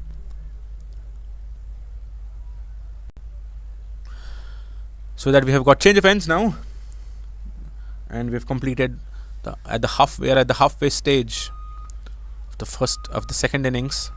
There are 15 more overs to go. 73 required for Pepe innings. If they're able to stay back, if both the batters are able to stay for the next round of 5 overs from this end, I'm sure it's definitely going to be a walk in the park for Pepe innings. Well, for the Expandables, they need wickets. They need to contain those quick singles. They need to contain those 2s, because boundaries are not hurting them. It's the singles that are hurting them. it's the mindset with the Pepe innings are having is what is hurting them. The runs are not leaking, but then it's coming in forms of droplets. Those droplets are forming a huge ocean, which is ensuring that Pepe innings goes and wins that final. But it's never too late. As I said, it's never the end until it's the actual end. So we have the new bowler coming in, Suresh Kannan, with his off spin.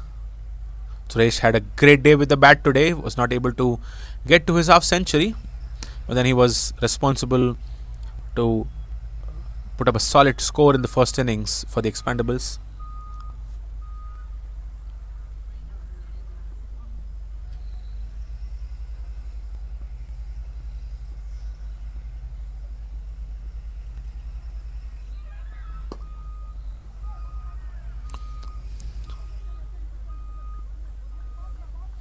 Imran wanted to grab that opportunity and take another single, but then Ravindran sends him back.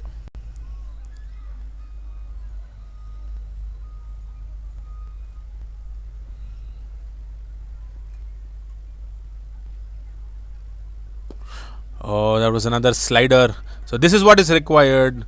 What Expandables have to basically be doing is that ensure that they create more dots, create more doubts in the mind of the batters, and find that breakthrough. They just need that one opening to get back into the match. The Expandables. Hit straight down the ground this time by Imran. That was a beautiful, clean strike. Straight for a 6. What a confident hit that was.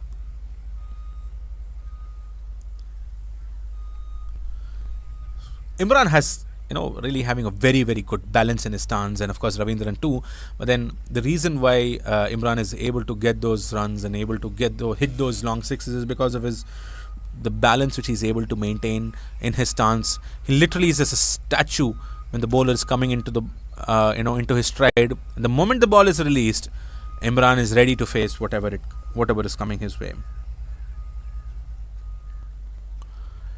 You can see that he taps in, goes to his stance, his bowler is loaded up, and then he goes as statue there, waits, and then plays to the merit of the ball and takes a quick single. Doesn't matter whether a boundary comes or no, he ensures that for him victory is if he's able to be on control of the ball. That's what every batter should require. That's the basics. Young men, young women watching, this is what is required to be a successful cricketer.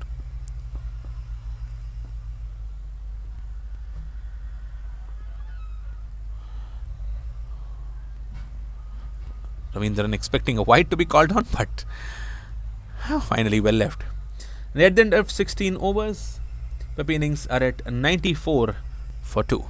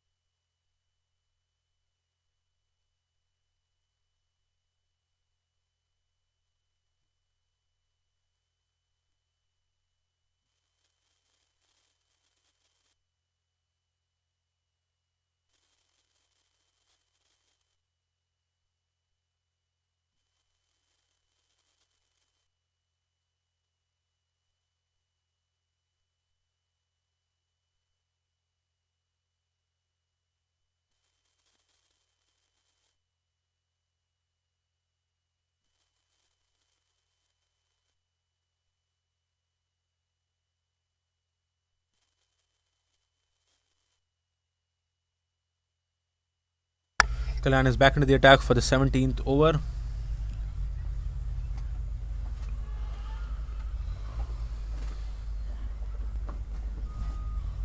And we are witnessing a great final today, which Imran and Ravindran are doing really, really well. A quick single, the short fine leg region once again.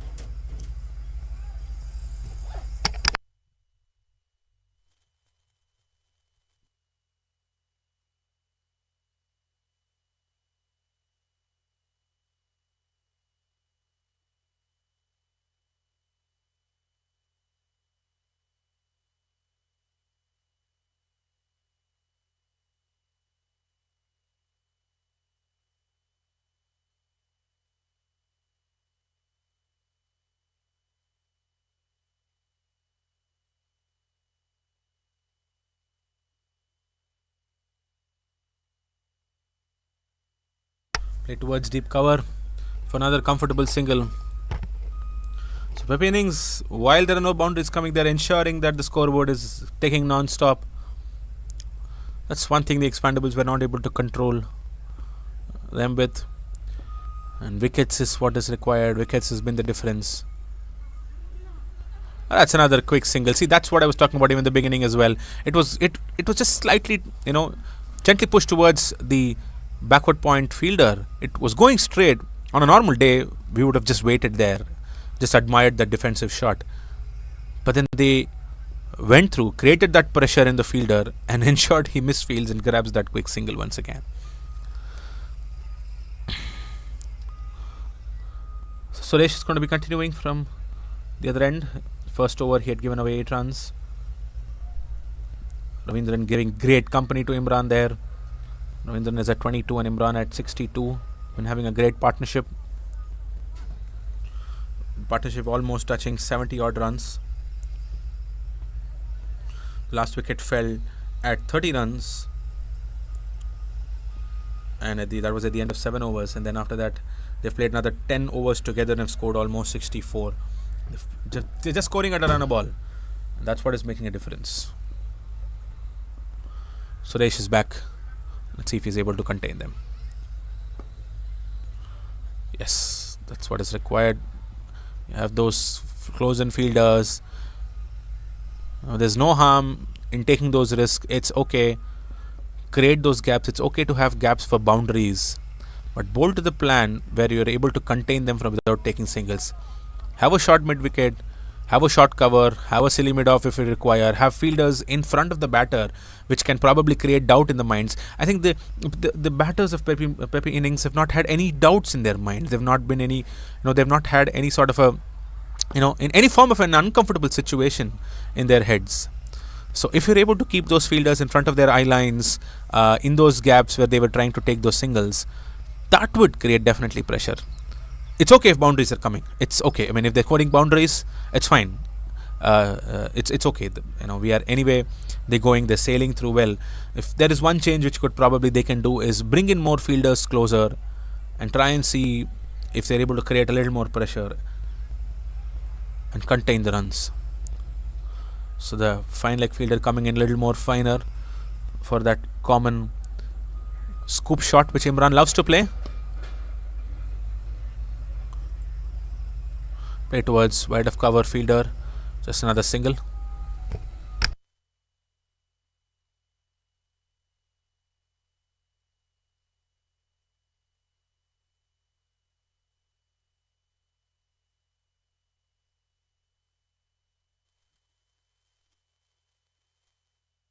So for Imran, Suresh is wanting to have that deep fine fielder quite finer. And for Ravindran, he wants to have that short mid-wicket fielder in front and bringing square leg into play. Was a good plan. I think what Suresh is doing is the right thing. He had the fielder there for that shot, but I think this pressure should continue from both ends. It's only 3 runs given in this over until now.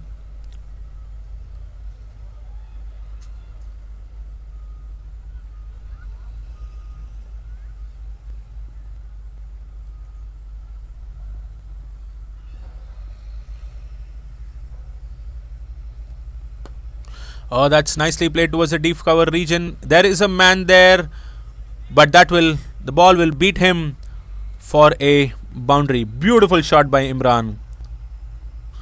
It was definitely getting into a beautiful over until that last ball, and then ended up going for a 4. So the end of 18 overs, Pepe innings are at 107 for 2.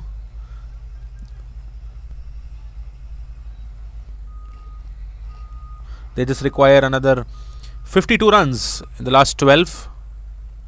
Wickets is what will do it for the Expendables. They should not drop their shoulders. The fielder should be behind the bowler. The captain should pump them up. Everyone should pump each other up, because 2 wickets here can change everything. Mind you, this is a final. This is a final. When you lose 2 quick wickets, definitely there are going to be doubts that are going to be coming into your head. The Expendables should not feel lost here. Kalyan back into the attack. Ravindran rocks back. Oh, and that's a misfield. That is the last thing the fielders of the Expendables would want. That was supposed to be a normal single, but then goes between the legs of the deep cover fielder for a boundary. I was just talking about having that fire in you, because you should try and make every run difficult from here on. As I said, 2 or 3 wickets can change the game. It's a final. Gently tap towards the fine. We don't have to call that 1 run. We can call it 1 walk, probably, if there was any.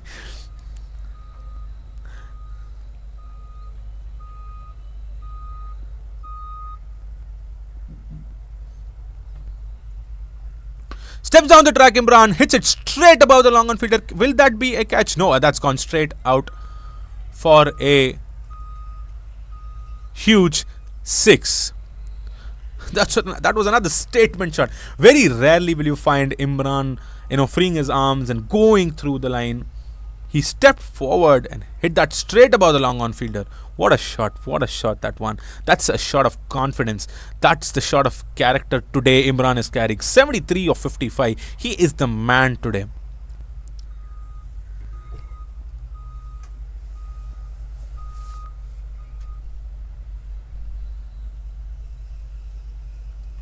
False start.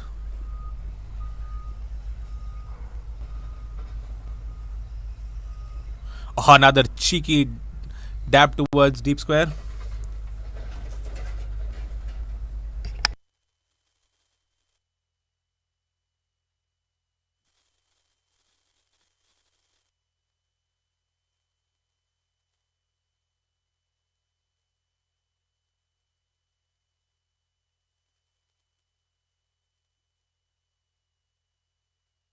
They've been able to extract a lot of singles towards this deep fine and deep square region by just dabbing the ball, scooping the ball, not letting the ball to pitch. I mean, they don't want to hit that for boundaries. They're not hitting that. They're not completing those shots. They don't want to get boundaries out of those. They just want to take those singles, and that's been very, very effective for them. A quicker one by Kalyan this time. Imran just hits it back to the bowler. So end of 19 overs, 120 for 2. Here's our summary. Pepe innings at the moment are sailing through towards this target. They just require another 39 runs in 11 overs to win this Super 30 Champions Trophy. The 9th edition of the Super 30 Champions Trophy. At this beautiful white jersey ground in Abu Dhabi.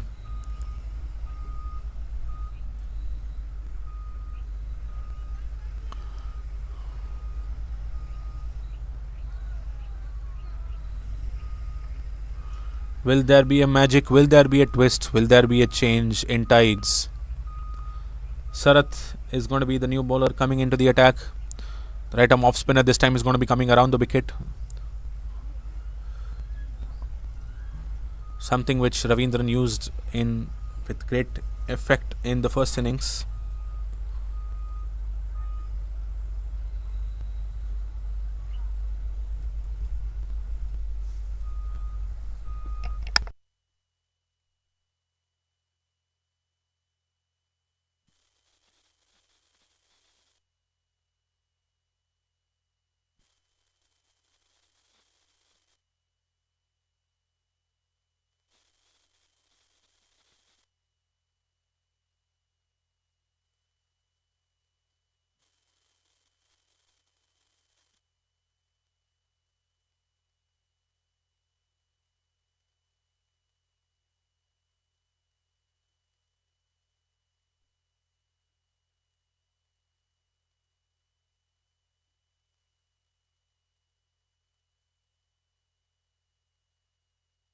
Right at full toss. Straight to the cover fielder.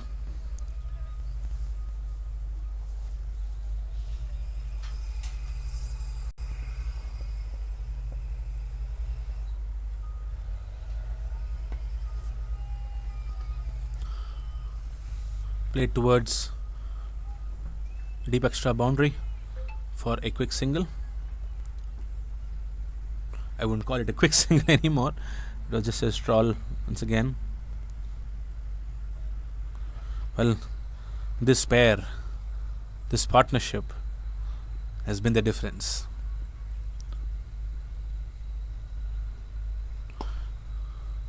Imran, another statement I would say, come down this track, hits it towards the long off for another beautiful boundary, and the ball is still running away to the boundary of the other ground and it's still not back. That was the power behind that shot. A beautiful 4.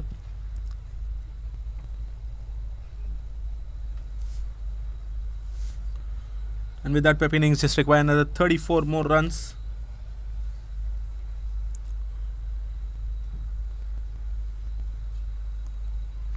It will be great for the batters of Pep innings, Imran and Ravindran, if they're able to carry their bat towards the end and win that final. What an achievement that would be. I think with this, I'm sure Imran will be probably the highest run scorer of this tournament. Was already at number 3, and Ravindran was also there on the top in the top 10. Both of them have played a remarkable innings today.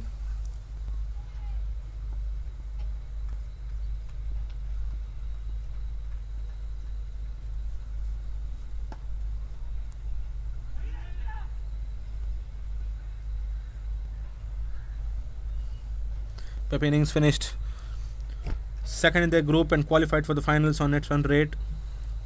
They lost to the Expandables when they played during the league stages, and they were able to answer back in the most important final.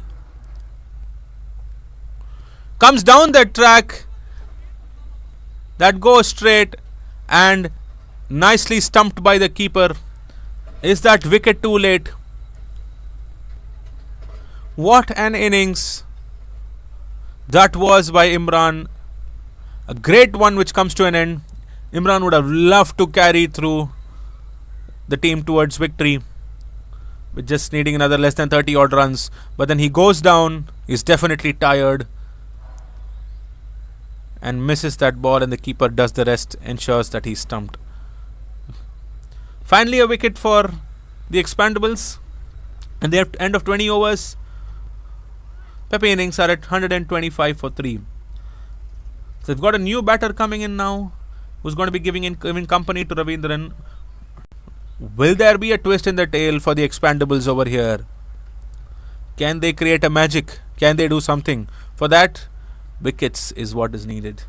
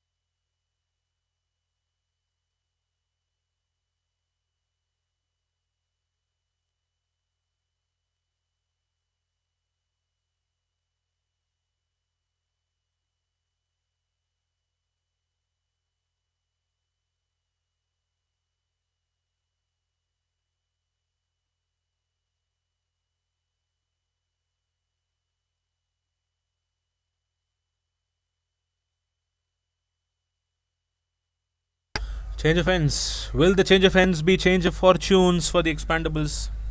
They lose. Pep innings lose Imran at a very crucial stage. I'm sure they were cruising comfortably.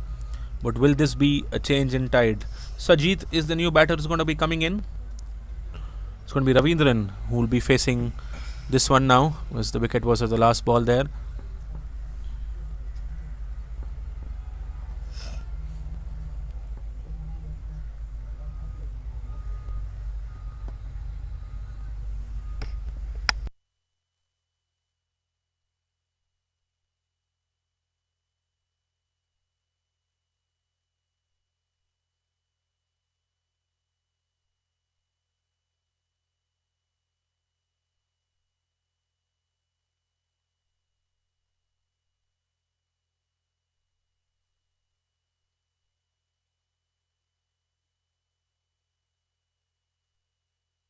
Quick ball darted in. Dot balls. Will the pressure be created here?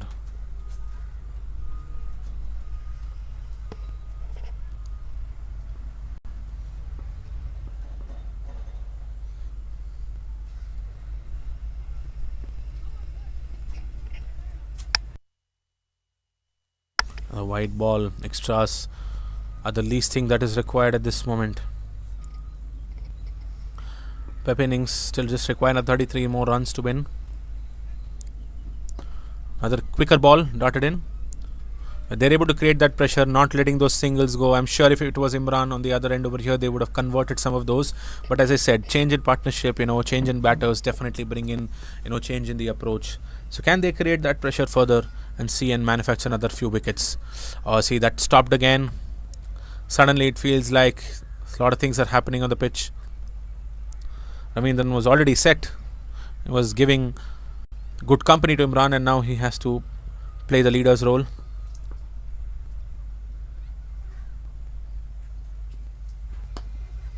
Nicely driven towards the cow corner region. Will they be able to convert it for 2 runs? Yes, they were able to comfortably do that.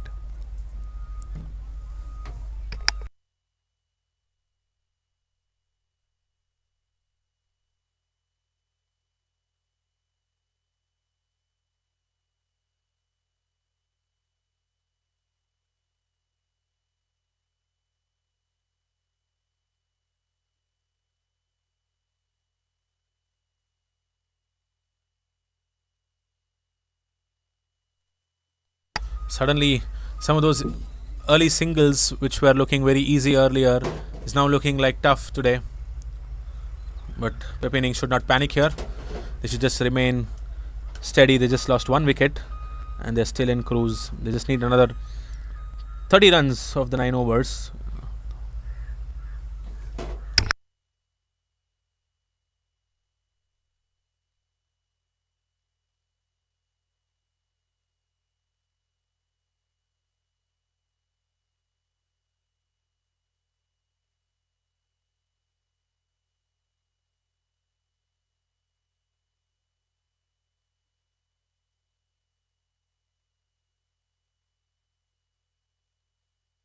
Sarath back into the attack.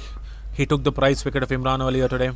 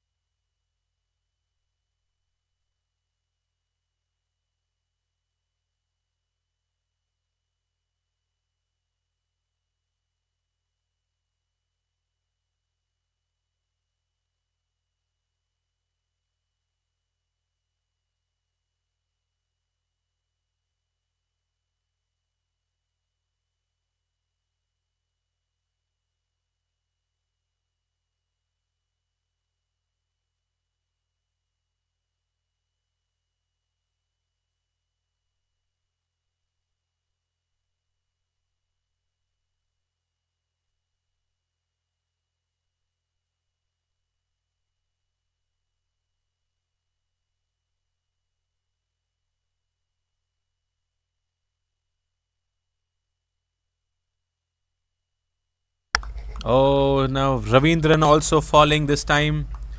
Very good catch taken at the deep long on region. Another important innings from Ravindran comes to an end Another set batter falls. Both Ravindra and Imran would have loved to take Pepe innings over the finish line on the final today, but both of them falling.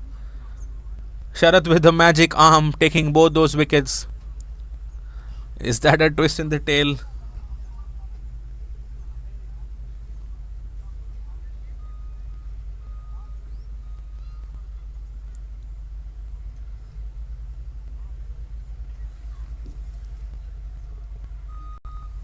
So very good catch by AJ in the long on region. Sharath gets one more. Still have another 3 more balls to go in this over. Another 8 overs after that. And Pepe innings require just 30 odd runs. And Shanmugam is going to be the new batter who's will be coming in.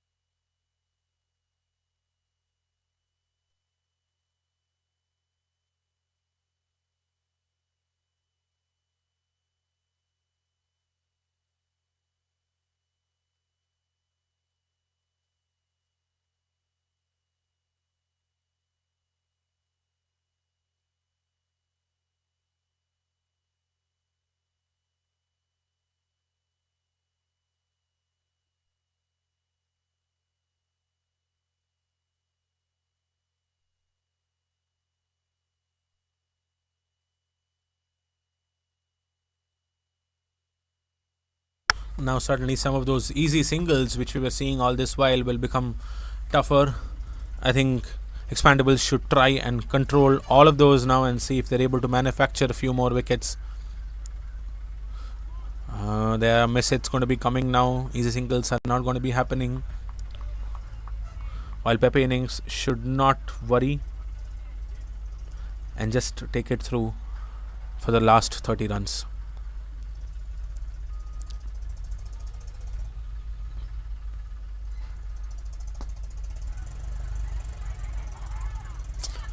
Oh, that was pressure again. It's very, very important at this crucial juncture to ensure that you're able to convert all your throws and not have any sort of misfields. There will be chances coming. Batters are not going to be quick. They're still not set in. There are runouts which are going to be coming. These are the small opportunities which will come where you will be able to try and get wickets. And you will have to make the most use of it. So at the end of 22 overs, Pepe innings are at 130 for 4. And they just require another 29 runs more to win. Suresh Kannan would continue.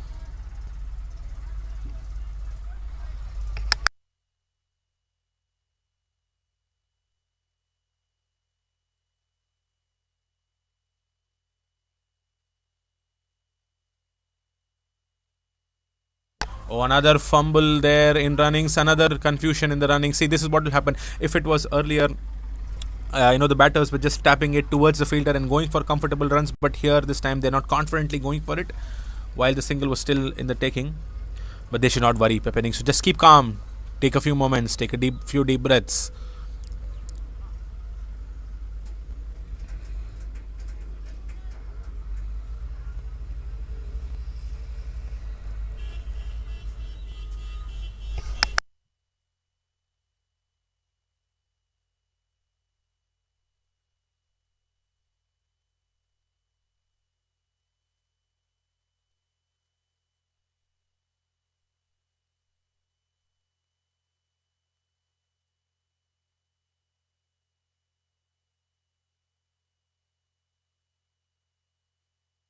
Oh, that's nicely cleared by Shanmugam. A beautiful hit for 6 on the mid-wicket boundary there. That's opening of shackles there. That's clearing your mind once again. I think they were creating that pressure and then Shanmugam was there to just hit the pressure out of the boundary. Or was that Sajid? Apologies. That was Sajid who hit that for 6. Now 22 more runs to win the trophy for Pepe innings.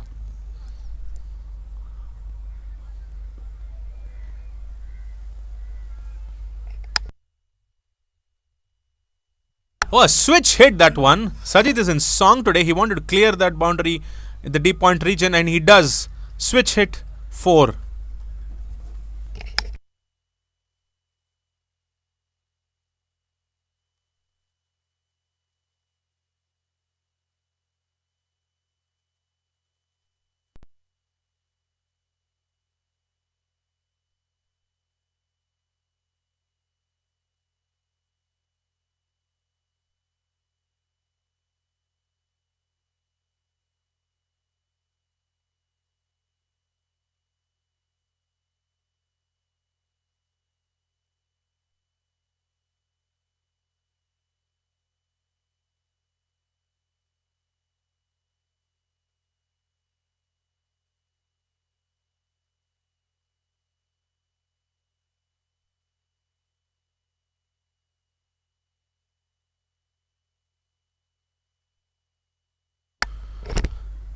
Another single to finish off the 23rd over. Pepe innings at 143 for 4. Just require another 16 more runs to win the title, to win the Super 30 Champions Trophy.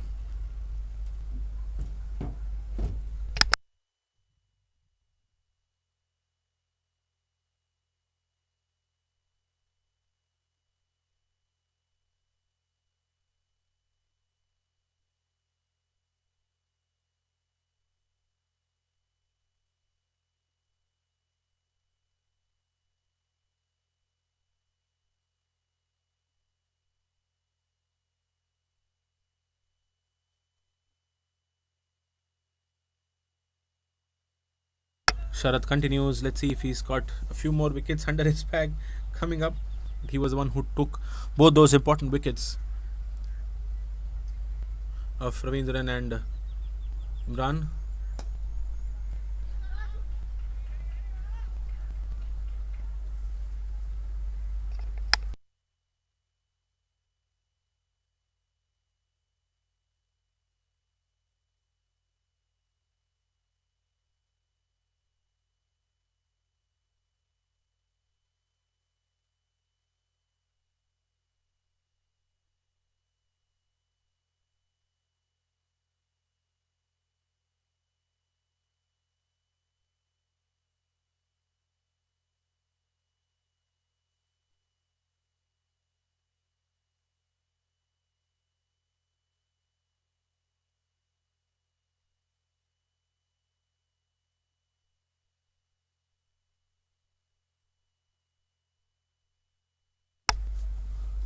A strong hit straight towards the long on fielder.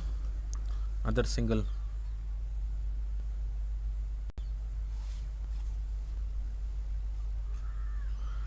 Another 14 more runs required for Pepe innings to win this all important final.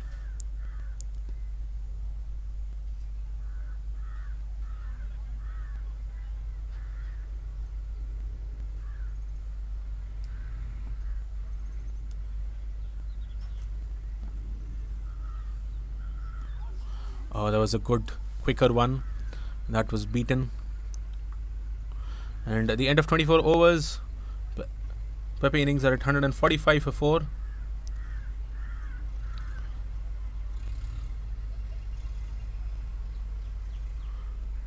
It's 2 of the last over.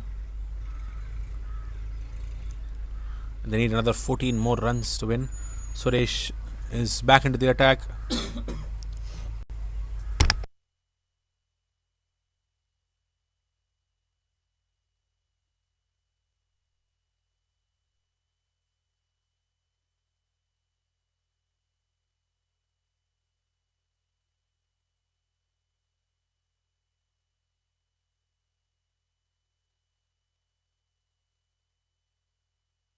That was hit in the air, but seems to be in no man's territory and goes for a boundary. The mid-wicket fielder tried to come in to take up that catch, but at the end of the moment decided that it's not coming his way, and then there's an awkward bounce and then goes for a 4. Well, Sajid seems to be in a hurry. He wants to have a chance on that silverware as quickly as possible.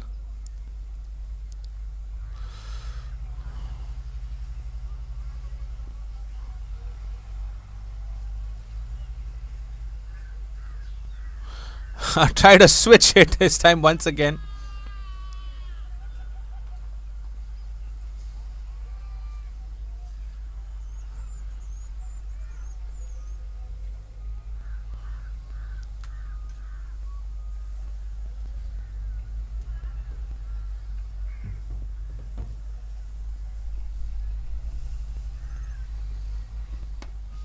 Another beautiful hit, the deep midfielder coming into the play. No, I think this time has it gone all the way? And yes, it has. It is a 6.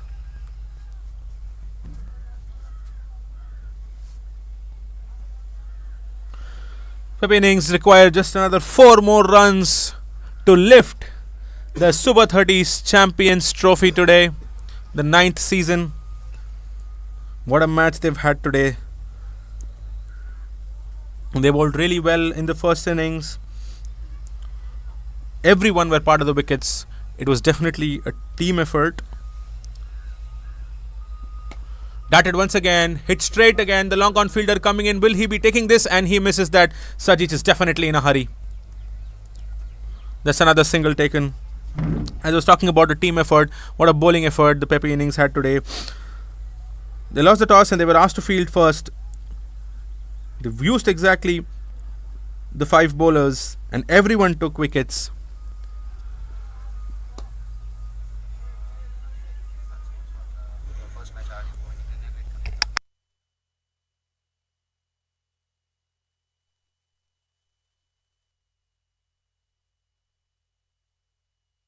And finally, when it came to the batting, Imran, the opener, started really well. He had a good partnership with Ravindran all throughout, while he lost Gunasekharan and Naveen, his partners. And that's another beautiful hit by Sajid. That's another statement. That's a win, and that's the final knockout blow. And that's the trophy for the Pepe innings. What a victory! What a game! And what a tournament this has been. Spare a thought for Team Expandables. They did all well. They were put in pressure. They came out really well. A beautiful innings by Suresh Kannan. Then good bowling efforts which came in. But then the partnership of Imran and Ravindran was the difference today. And with that, as the sun sets today on the Valentine's Day, we are here for the love of cricket on this lovely day. And the sun sets on the Super 30 Champions Trophy, the 9th season as well. And Pepe innings are eventually the champs. Spare a thought for the Expandables. A great game. Great spirit. The teams coming in to congratulate each other.